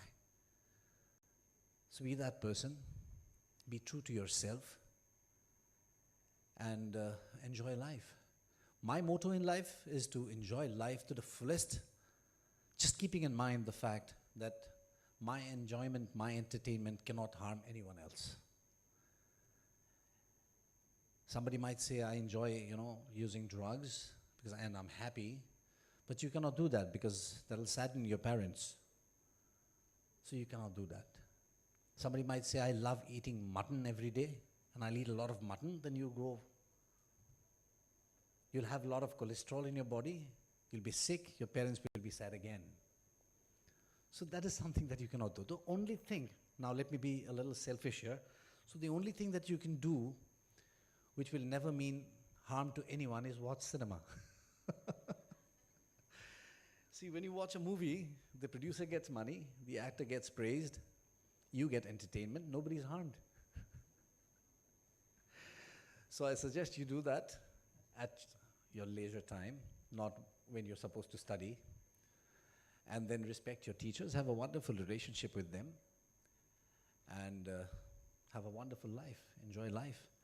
I am very bad at speaking, giving a lecture, because I'm not used to it. I generally deliver dialogues which are written for me, or maybe I write because I'm a scriptwriter too. But I'm very good at interacting, so I was really hoping if you could arrange for an interaction where the student would ask me anything that they would want to know, then I would be right doing what they want me to do, telling me what they want to learn from me. So I'm good at that. So I think we should try that, right? Yes. So anybody would like to ask me anything you want to have later on? Great, great. I think I hope I don't take too much of your time. If they're willing, I'm ready. Yes. Hello. Yes, sir. Sir, মই নগাঁৱৰ বাসিন্দা কিংশুক অক্ষয় আৰু আমাৰ ইয়াত এতিয়া সদ্যহতে 3টা club আছে কালচাৰেলৰ ছাইডৰ আমাৰ ইউনিভাৰ্চিটিখনত 3টা ক্লাব আছে কালচাৰেলৰ ৰংমঞ্চ from theatre কনফ্লুৱেন্স for কালচাৰেলছ and Mahabahu for Assamese culture চ' 3টা ক্লাবৰ পিনৰ পৰা মই আপোনাক নমস্কাৰ জনাইছোঁ Thank you so much. Sir মোৰ কুৱেশ্যনটো আছিলে কজ আমি কালচাৰ ক্লাবৰ পৰা আমিখিনি চ' ছাৰ আমি সদ্যহতে অসমীয়া ফিল্ম ইণ্ডাষ্ট্ৰীত 3জন ছুপাৰষ্টাৰ দেখি আছোঁ আপোনাক আমাৰ নগাঁৱৰ যতীন বৰা ছাৰ আৰু জুবিন গাৰ্গ দা চ' ছাৰ মোৰ কুৱেশ্যনটো আছে কি আমাৰ আছামিজ ফিল্ম ইণ্ডাষ্ট্ৰী এতিয়া ছাৰ থিম বেছ ফিল্মছবোৰ আকৌ আৰম্ভ হৈছে ছাৰ কিন্তু ছাৰ আছামিজ ফিল্ম ইণ্ডাষ্ট্ৰী এতিয়া নেক্সট ছুপাৰষ্টাৰ কালচাৰটো ছাৰ খতম হৈ যাব নেকি ছাৰ মানে এনেকুৱা মোৰ ফিল হয় কি এতিয়া নেক্সট ছুপাৰষ্টাৰ এজন বা নেক্সট এজন ৰবি শৰ্মা বা নেক্সট এজন যতীন বৰাক চাবলৈ এতিয়া চান্সটো কমি যাব নেকি প্ৰথম কথা হৈছে মই এই ছুপাৰষ্টাৰ কালচাৰটোত বিশ্বাসেই নকৰোঁ বিকজ হায়েষ্ট গ্ৰছিং চিনেমা এখন যিয়ে দিব তেওঁক ছুপাৰষ্টাৰ বুলি কোৱা হয় আগৰ ছুপাৰষ্টাৰজন কি হ'ব তেতিয়া চ' we all R basically actors আমি আটাইবোৰ অভিনেতা অভিনেত্ৰী আৰু সমান ৰেংকৰ অভিনেতা অভিনেত্ৰী যে আপোনালোকৰ 3খন মঞ্চ মিলাই 3টা কালচাৰেল গ্ৰুপ যিটো নাই তাৰ যিমানবোৰ এক্টাৰ্ছ আছে আমি আৰু তেওঁলোক আটাইবোৰ একেটা স্তৰৰ একে ধৰণৰ কাম আমি কৰোঁ এতিয়া এক্টিং বুলি কোৱাৰ লগে লগে আমি জেনেৰেলি কওঁ যে আমি অকল এক্টাৰ্ছখিনি এক্টিং কৰোঁ but acting is not actually something that you do acting is code of conduct excuse me আমি যেতিয়া ক্লাছৰুমত বহি থাকোঁ and we are not listening to our teachers আমাৰ ব'ৰ লাগিছে আমনি লাগিছে we pretend that we are listening very intently what is that এইটো এক্টিঙেই হয় মানুহে এক্টিং কৰাটো বাদেই দিয়া ইভেন জীৱ জন্তুও এক্টিং কৰে দেৰ আৰ লট অফ এনিমেলছ যিবিলাক ৱেন থ্ৰেটেণ্ড উইল প'জ টু মানে এনেকুৱা দেখুৱাব এক্টিং কৰি যেন তেওঁলোক মৰিলে উল্টি পেলাই শুই দিয়ে জিভা উলিয়াই দিয়ে so' that is acting so' acting is in our instincts actually so' it's a code of conduct the way you are supposed to be is আমি যেনেকৈ থাকিবলৈ মন গৈছে এতিয়া মোৰ মন যাব পাৰে যে মই ইয়াৰ ওপৰত ভৰি এখন উঠাই লৈ পেলাই থিয় হওঁ বাট ইট লুক বেড চ' I am not doing it এতিয়া নাই কৰা দেট ইজ অলছ' এক্টিং চ' উই আৰ অল এক্টাৰ্ছ কোনোবাই যদি সেইটো ৰেংক পাইছে এইটো বেলেগে দিয়ে আমাৰ কিন্তু কাম ছুপাৰষ্টাৰ নাথাকোঁতো সেইটোৱে আছিল এতিয়াও সেইটোৱেই কাইলৈও সেইটো থাকিব তাৰ পিছদিনাখনো সেইটোৱেই থাকিব গতিকে এই কনচেপ্টটো মই নহ'লেই বেছি ভাল পাওঁ কাৰণ মোৰ যিটো চিন্তাধাৰা এই ছুপাৰষ্টাৰ বা এই যে ৰেংক যে দিয়ে এইবিলাক বস্তু কামৰ নাই কাৰণ we should be happy enough যে আমাক ভগৱানে আজি যে singers we talk about singers যে মই যদি কাৰোবাক সোধোঁ যে জুবিন নে পাপন কোনোবাই ক'ব পাপন কোনোবাই ক'ব জুবিন এণ্ড আই চে যিয়ে সেইটো প্ৰশ্নৰ উত্তৰ দিয়ে সি গৰু কাৰণ দুইটাৰে ৰেঞ্জ বেলেগ বেলেগ স্কেল বেলেগ বেলেগ দুইটাৰে মাতৰ টেক্সচাৰ বেলেগ বেলেগ দুইটাই বেলেগ বেলেগ জনৰ গান গায় মই দুইটাৰ ভিতৰত বেষ্ট কেনেকৈ ক'ম and it is good enough যে they have the ability to sing ডিঙিত টিপি গান গোৱাব নোৱাৰি শিকাই গান গোৱাব নোৱাৰি গান থাকিব লাগিব ঈশ্বৰ প্ৰদত্ত বস্তু ইটছ গড গিফটেড গতিকে তেওঁলোক গিফটেড মানুহ problem to start with it. There's a competition and they want to be 1, 2, second, first, third. That is where the problem is created. What I say, we should be happy enough that we can sing. You and I should be happy that we can act. গতিকে এই superstar culture আমাক নালাগে. What we need is good films. এতিয়া যে ক'লা যে theme based চিনেমাবিলাক আৰম্ভ হৈছে, অকল থিম বেছড চিনেমাও 6 দিন পিছত আমনি লগা হ'ব মানুহৰ. 6খন চিনেমাৰ পিছত আকৌ চেঞ্জ লাগিব. আকৌ তেওঁলোকে হিৰো অৰিয়েণ্টেড চিনেমা এখন চাব বিচাৰিব, য'ত এক্টৰ এটা আহি বডি দেখুৱাব, বন্দুক মাৰিব, অমুক কৰিব, আকৌ কেইদিনমানৰ পিছত সেইটো আমনি লগা হ'ব, সেইটো লাগি চেঞ্জ. চ' দেৰ শুড বি চেঞ্জেছ. চ' we should have a lot of lead actors actually. বহুত নতুন নতুন এক্টৰৰ দৰকাৰী, আমাৰ প্ৰয়োজন আছে. আৰু দুখৰ বিষয়, the sad thing is that, মই অসমীয়াত ক'লে চাগে বহুতে বুজি নাপাব. So the sad part is that whenever we, nurture a new actor to come into the spotlight, he or she fails to stay there because it's really tough to be at the top, to maintain your fame. Fame, as we say, even the JCB has got fame. The power tiller that works, JCB, even that has fame because there are 300 people watching it. What does it do? Pick up land from soil from here, goes there, drops it there, it comes back, and watching that, there are 300 people. So even the JCB has fan. So, achieving fame is not a big thing, but to maintain it is a tough one. So I would request all of you to kick this thought out of your minds. There are no superstars, we are all actors. People make us superstars. We are called superstars because we ensure the money of the producers. Once a superstar is casted, he knows that he'll at least break even. So that is the advantage, and that is for the people who are into business, not for the people who are into art. So enjoy being an actor and have a great time in life. Thank you.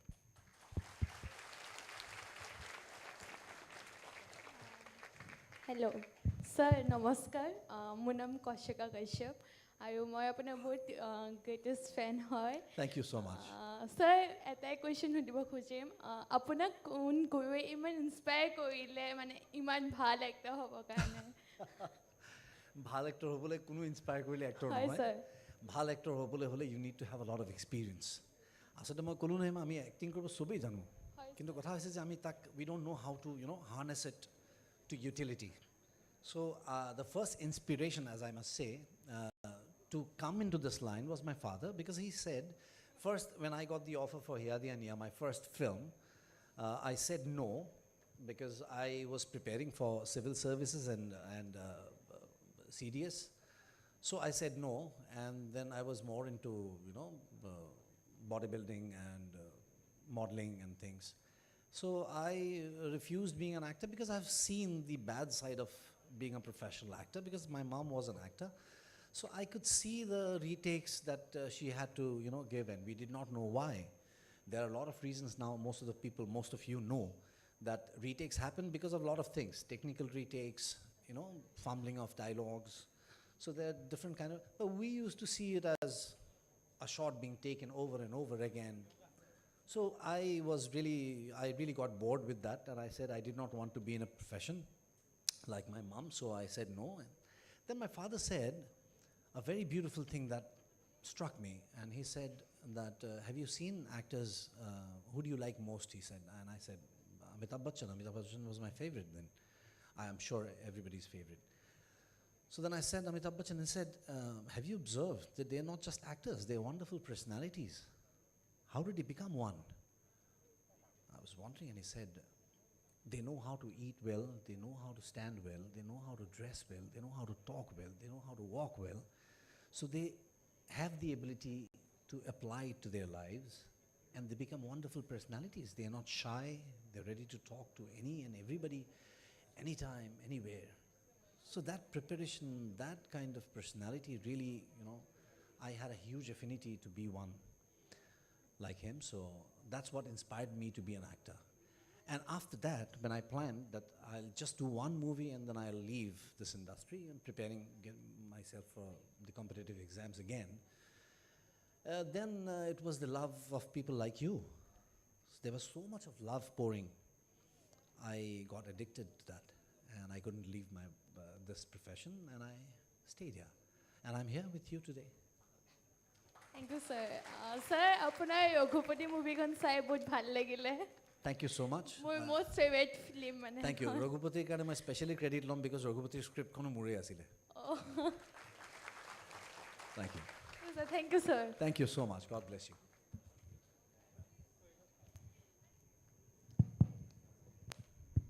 Hi, sir. Hello. I'm the biggest fan of you. Thank you so much. মই এইটো ক'ব বিচাৰিছোঁ যে এইটো গোটেই auditorium হলটো মোৰ দৰে আপোনাৰ চবতকৈ ডাঙৰ অনুৰাগী মই খাটাংকে ক'ব পাৰোঁ কোনো নাই আপোনাৰ Thank you, thank you. একদম খাটাংকে ক'ব পাৰোঁ মানে মোৰ দৰে অনুৰাগী কোনো নাই আপোনাৰ Thank you so much. কুৱেশ্যনটো সোধাৰ আগতে একচুৱেলি মোৰ আপোনাৰ কুৱেশ্যনটো হ'ল যে আপুনি কেতিয়াৰ পৰা ৱৰ্কআউট ষ্টাৰ্ট কৰিছিলে প্ৰথমতে মই তোমাক ধন্যবাদ ক'ব বিচাৰিছোঁ কাৰণ তোমাৰ জেনেৰেশ্যনৰ কোনোবা এজন যদি মোৰ এনেকুৱা ফেন থাকে ই মোৰ কনফিডেন্সটো সাংঘাতিক বুষ্ট কৰে এতিয়া আই এম 50+ নাও এতিয়া মোৰ কেতিয়াবা ভাগৰ লাগে কেতিয়াবা আমনি লাগে ল'ৰা ছোৱালীৰ লগত সময় দিওঁ নিজে দিনটো কাম কৰি আহি কিন্তু তাৰ পাছতো মই এবাৰ হ'লেও ৱৰ্কআউট মই কৰোঁৱেই গতিকে মই শিকিলোঁ যে ৱৰ্কআউট বস্তুটো হৈছে কনচিষ্টেঞ্চি কনচিষ্টেণ্টলি যিয়ে নিজৰ স্বাস্থ্যটোৰ কথা ভাবিব পাৰে সি জিম নগ'লেও ফিট হৈ থাকিব প্ৰথম কথা তেওঁ খাওঁতে কেয়াৰফুল হ'ব উঠোতে বহোঁতে বহিবলৈ যদি অপশ্যন থাকে এখন সোফা এখন থিয় কাঠৰ চকী মই কাঠৰ চকীখনত বহিবলৈ বেছি প্ৰেফাৰ কৰিম কাৰণ তাত মোৰ কঁকালৰ বিষ নহয় কাইলৈ মই আকৌ ৱৰ্কআউট কৰিব পাৰিম গতিকে it's a constant thought process that keeps আছ ফিট আৰু ৱৰ্কআউট মই আৰম্ভ কৰিছিলোঁ মোৰ ককা আছিলে মিষ্টাৰ সুৰমা ভেলী মানে তেতিয়া ব্ৰহ্মপুত্ৰ আৰু বৰাক ভেলী একেলগে মিলাই সুৰমা ভেলী বুলি কৈছিলে That was during the times when British were still here. তেতিয়া মোৰ ককা মিষ্টাৰ সুৰমা ভেলী আছিলে so he was a bodybuilder then he was a doctor তেতিয়া LMP বুলি কয় legal medical practitioner তেওঁ ডক্টৰ আছিলে তাৰপিছত মোৰ দেউতা মিষ্টাৰ আছাম কম্পিট কৰিছিলে তেওঁ ফাৰ্ষ্ট ৰানাৰ আপ আছিলে তাৰপিছত মই থাৰ্ড জেনেৰেশ্যন গতিকে এতিয়া অলপতো জেনেটিকেলি পাইছোঁৱেই বাৰু সেইটো I must really thank God for that আৰু মোৰ এনচেষ্টাৰ্ছ তাৰপৰা ক্লাছ 8লৈকে মই জিমনাষ্টিক্স কৰি আছিলোঁ কনষ্টেণ্টলি দিগম দাই জানে তাৰপিছত যেতিয়া মেট্ৰিক দিলোঁ সেইখিনি সময়ত একো কৰিবলৈ নাছিলে তেতিয়া দেউতাই মোক ক'লে যে এইখিনি সময়তে I must get you addicted to a good physique ভাল ফিজিক এটা পাবৰ কাৰণে কি কৰিব লাগে চ' ডিঙিত ৰছী লগাই মোৰ পোচাপ মাৰাইছিলে তো প্ৰথম খুব খং উঠে দেউতাৰ ওপৰত যে এইটো কি ছিষ্টেম হ'ল এনেকৈ আৰু অকল মাৰ্চিয়েল আৰ্ট চিনেমাতহে দেখা পাওঁ আমি বডি বনাবলৈ দিয়া so' what kind of a system is this then লাহে লাহে when I got used to it and I could do a lot of push-ups তেতিয়া I could see the change in my physique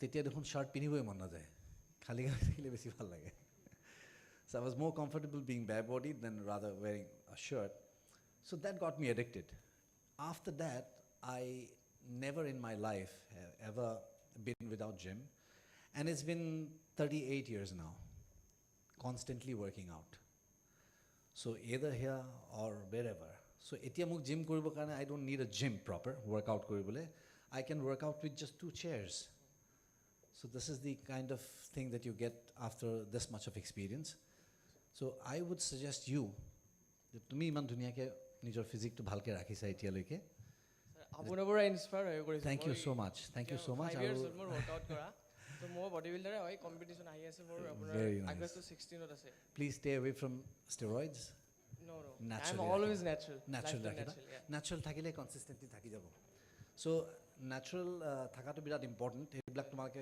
বেলেগৰ পৰা শিকিবা আজি মই ইয়াতে বাকিবিলাকক বৰ নকৰোঁ যে তোমাৰ মোৰ মাজৰ কথা আমি কেতিয়াবা অকলে পাতিম কিন্তু কথা হৈছে যে এবাৰ বডি বনোৱাটো আমাৰ সময়ৰ সব মানুহে এবাৰ নহয় এবাৰ ডাম্বেল দাঙেই আগতে কিন্তু ইমান দিনলৈকে কণ্টিনিউ কৰাটোহে চেলেঞ্জ গতিকে সেইটো খালি কণ্টিনিউ কৰিবা সো যে তুমি কেতিয়াও এনেকৈ ক'ব লগা নহয় যে এটা সময়ত মোৰ কি বডি আছিল তুমি যাতে তেতিয়াও দাঙি লৈ লাহেকৈ দেখুৱাই দিব পাৰা এবাৰ আপুনি এতিয়া ৱৰ্কআউট কৰি আছে ডেইলি absolutely আজিও কৰিব absolutely স্যাৰ এটা মোৰ চেলেঞ্জ আছিল যে যদি ভলেণ্টিয়াৰ্ছে পাৰমিশন দেই হা আপোনাৰ লগত এটা পুশ আপ চেলেঞ্জ কৰিব পাৰিম নেকি তোমাৰ বয়স কিমান বাবা এতিয়া মোৰ 17 হয় 17 আৰু মোৰ 51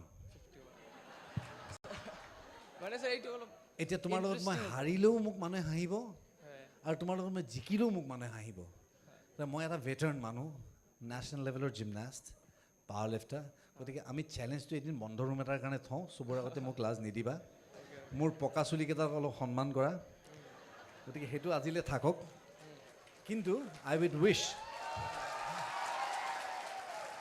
Kintu, I would wish যে তুমি যাতে সদায় এইটো স্পিৰিট লৈ জীয়াই থাকিব পাৰা. Thank you. So লাষ্টত এটা আপুনি Please. ডায়লগ কৈ দিব নেকি? ডায়লগটো বৰ পুৰণা বস্তু আৰু মোৰ ডায়লগ শুনি বৰ ভাল নাপাবা তুমি, কাৰণ মই ডায়লগবিলাক এনেকৈয়ে কওঁ যেনেকৈ কথা পাতি আছোঁ. অলপ নাটকীয় ডায়লগ হ'লে ভাল ক'বলৈ, এইবিলাক মনত নাই. Anyway, so next, anyone? Thank you so much.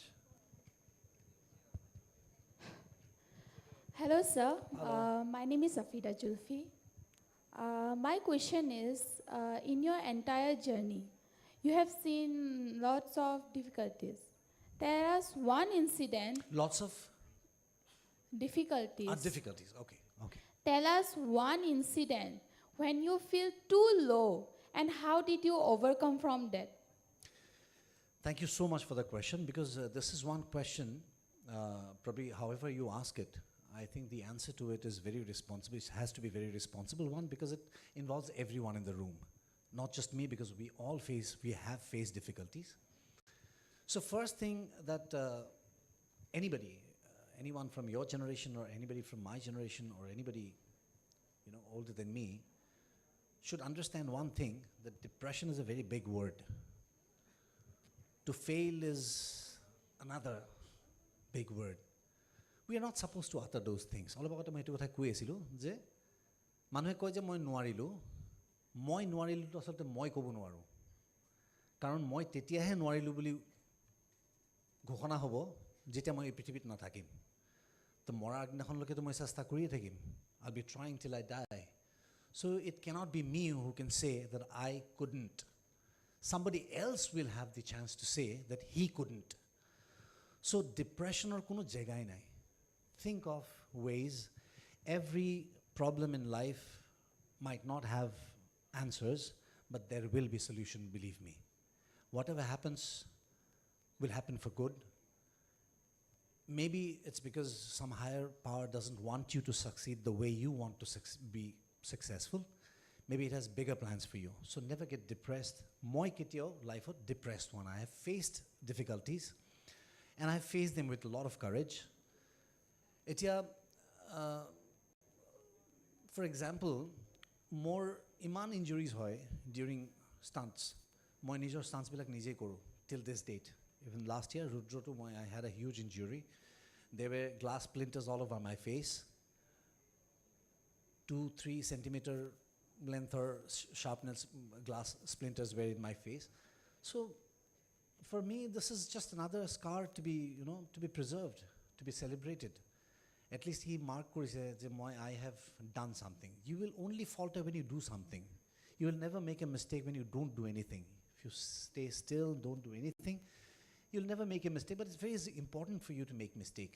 Just don't repeat the same mistake together. Baki, everything is a learning process. বহুত অসুবিধা হৈছে, পইচা পাতিৰ অসুবিধা হৈছে এটা সময়ত যেতিয়া আমি আৰম্ভণিত আহিছিলোঁ ইণ্ডাষ্ট্ৰীত. When we were first into the industry was not able to give us a lot of money, So we had to maintain,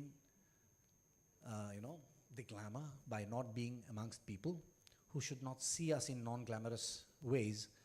And I had to go, buy groceries for my family. I had to go, bring gas cylinders to my family. So what I did was I never opened my helmet, Full mask helmet was there, so nobody knew who was doing it. So more cinema titeleke release hoy goise. So those were challenges at that point of time. And we knew how to preserve our glamour. And today here we are, people paying to watch us in a movie. If they get to see me every day, sleeping, snoring in a public transport, they obviously wouldn't love to or wouldn't want to go and watch me in a theater. So that preservation was required from the day one, and we started earning money long after that. So these are the challenges that we face every day. So don't think of challenges as challenges. Those are your new classrooms. So face your classrooms the way you face your classrooms today. Talk to your teacher. Somebody will teach you. Thank you, sir. Thank you. God bless you.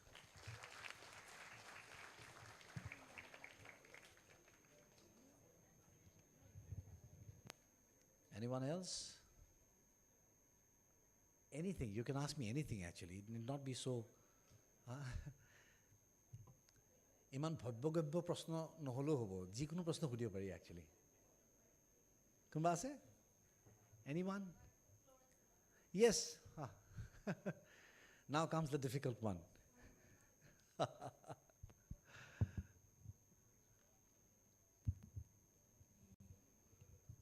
Hi, Ravi. Hi, Florence.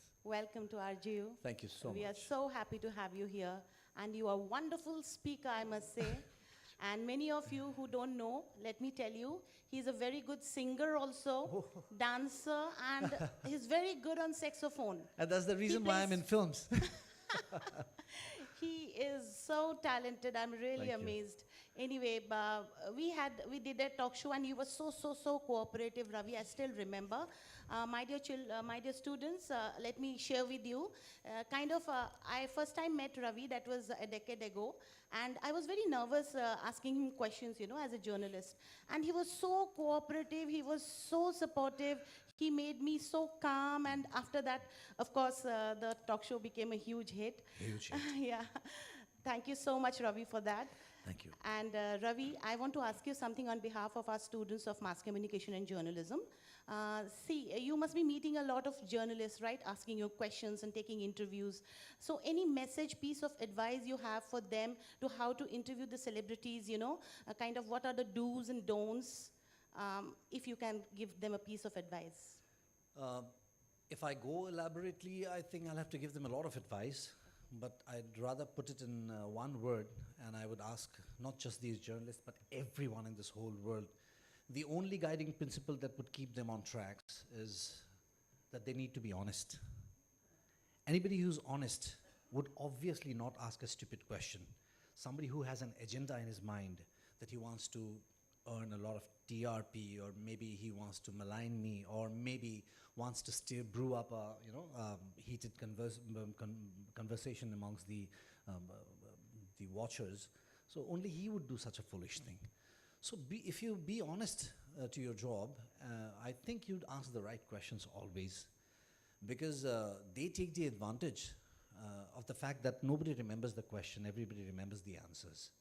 So they can afford to ask anything. But the people who are in front of the camera, they really need to be very responsible while answering questions, and they really should know how to handle. But the only thing that I would ask any and everyone in this whole world, just be honest to whatever you're doing. Be honest so that you can face yourself, you can talk to yourself in the mirror and say that you're doing good. I love you for what you are. Thank you so much, Ravi. And one last request from all of us, if you can sing a few lines. Just like that, because I know you are a fantastic singer. I don't know, I somehow get very nervous when somebody asks me to sing, because I have not been singing, and I don't know how it's... First you have to promise that you don't leave the auditorium. We will not. And does somebody have a mic? Because it's very difficult to sing here. Do we have a mic here? Hello. Is it good? Yes. Can you sing? Sir, I can dance. Hello, check. কোন আছে সাউণ্ডত? কোন আছে? Sound অলপমান ৰেভাৰ পাম নেকি বাৰু? so that মাতটো অলপমান ভাল শুনি। মোৰ মাতটো ভাল শুনা কৰি দিয়কচোন প্লিজ। I don't know, তেতিয়াবাতো খিচখিচাই আছে ডিঙিটো, বাৰে এক্সকিউজ মি কৈ আছিলে, গান গাবলৈ দি দিলে মোক। চ' মই এনেই 2-3টা লাইন গাম বাৰু, যদি ভাল লাগে আৰু 2টা এক্সট্ৰা গাম, যদি বেয়া লাগে ৰৈ দিম। Hello, check, hello. ৰেভাৰ বাহা নাই কিন্তু, ইমান দূৰো নহয়। এতিয়া আহিছে। মই বোলো আহোঁতে বহুত সময় লাগে নেকি। আহিছেনে অলপমান? চেক। গান গাবলৈ হৈছেনে? শুনিবলৈ? Hello, check. Hello, check. Hello, okay. ইয়াতে চেষ্টা কৰি চাওঁ আৰু please forgive me if it becomes a torture for you guys.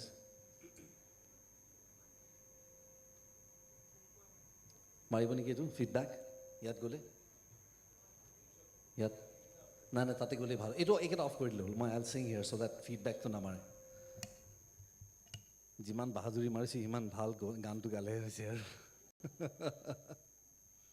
So আজি Deeksharambh. So this is a song dedicated to all the students. I'll try.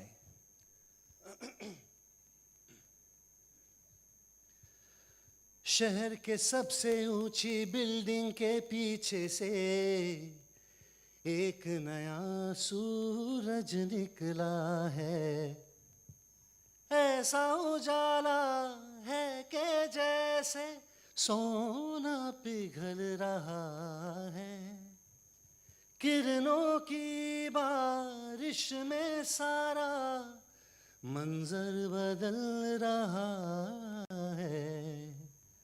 मैंने एक ख्वाब देखा है,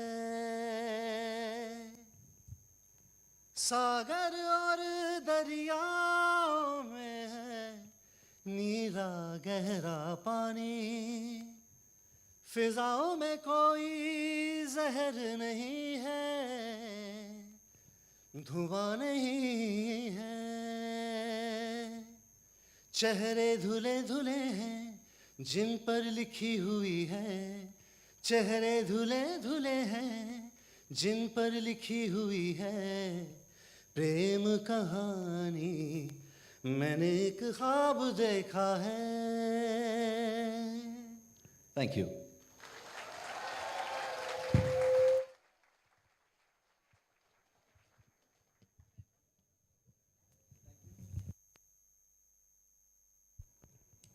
Hello, yeah, thank you. Iman dhujjore shunar babe. So is there anyone else who would like to ask me something, or should I have the privilege of sitting back? Okay, I'm ready for that.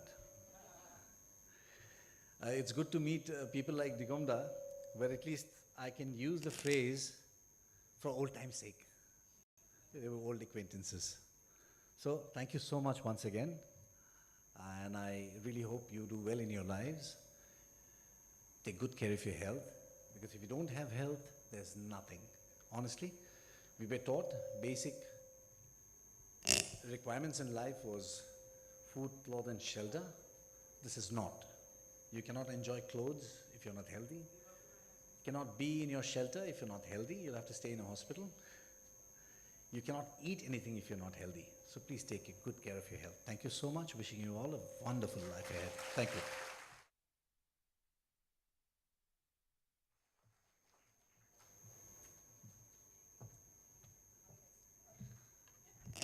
Once again, thank you so much, Mr. Sharma.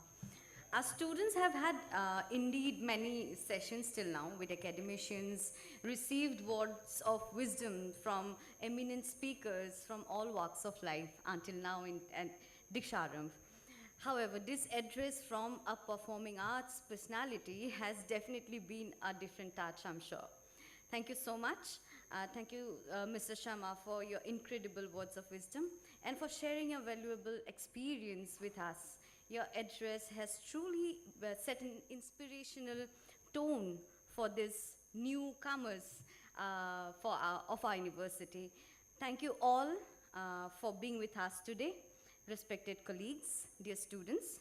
We look forward to seeing you again tomorrow for another common session. I request the students be seated while we guide the guest.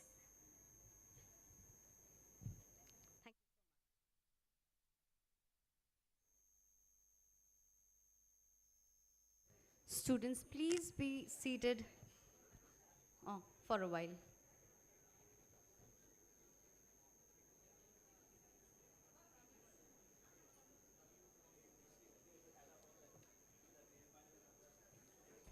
We have our very beloved Deekom sir here, wants to mention something very much relevant. Just take it from my dear brother Ravi, since he's still around. I'm going to request you that you heard very clearly what he said. I'm going to come back on this point again, sooner than soon. But please stay away from any forms of addiction, apart from, the nasty ones. And it takes a lot of courage, because we've seen him to be a very fit person since his growing up years. You see how well he's maintained himself. And I, for one, must tell you from all honesty that it took me so much of pain to correct myself inside a rehab. So, you're new students in the university campus, but despite all the odds, it takes a huge lot of trouble to correct yourself in a rehab. And I've just come out 5.5 years ago. So please stay away from heavy kind of addictions, okay? Good luck and see you soon.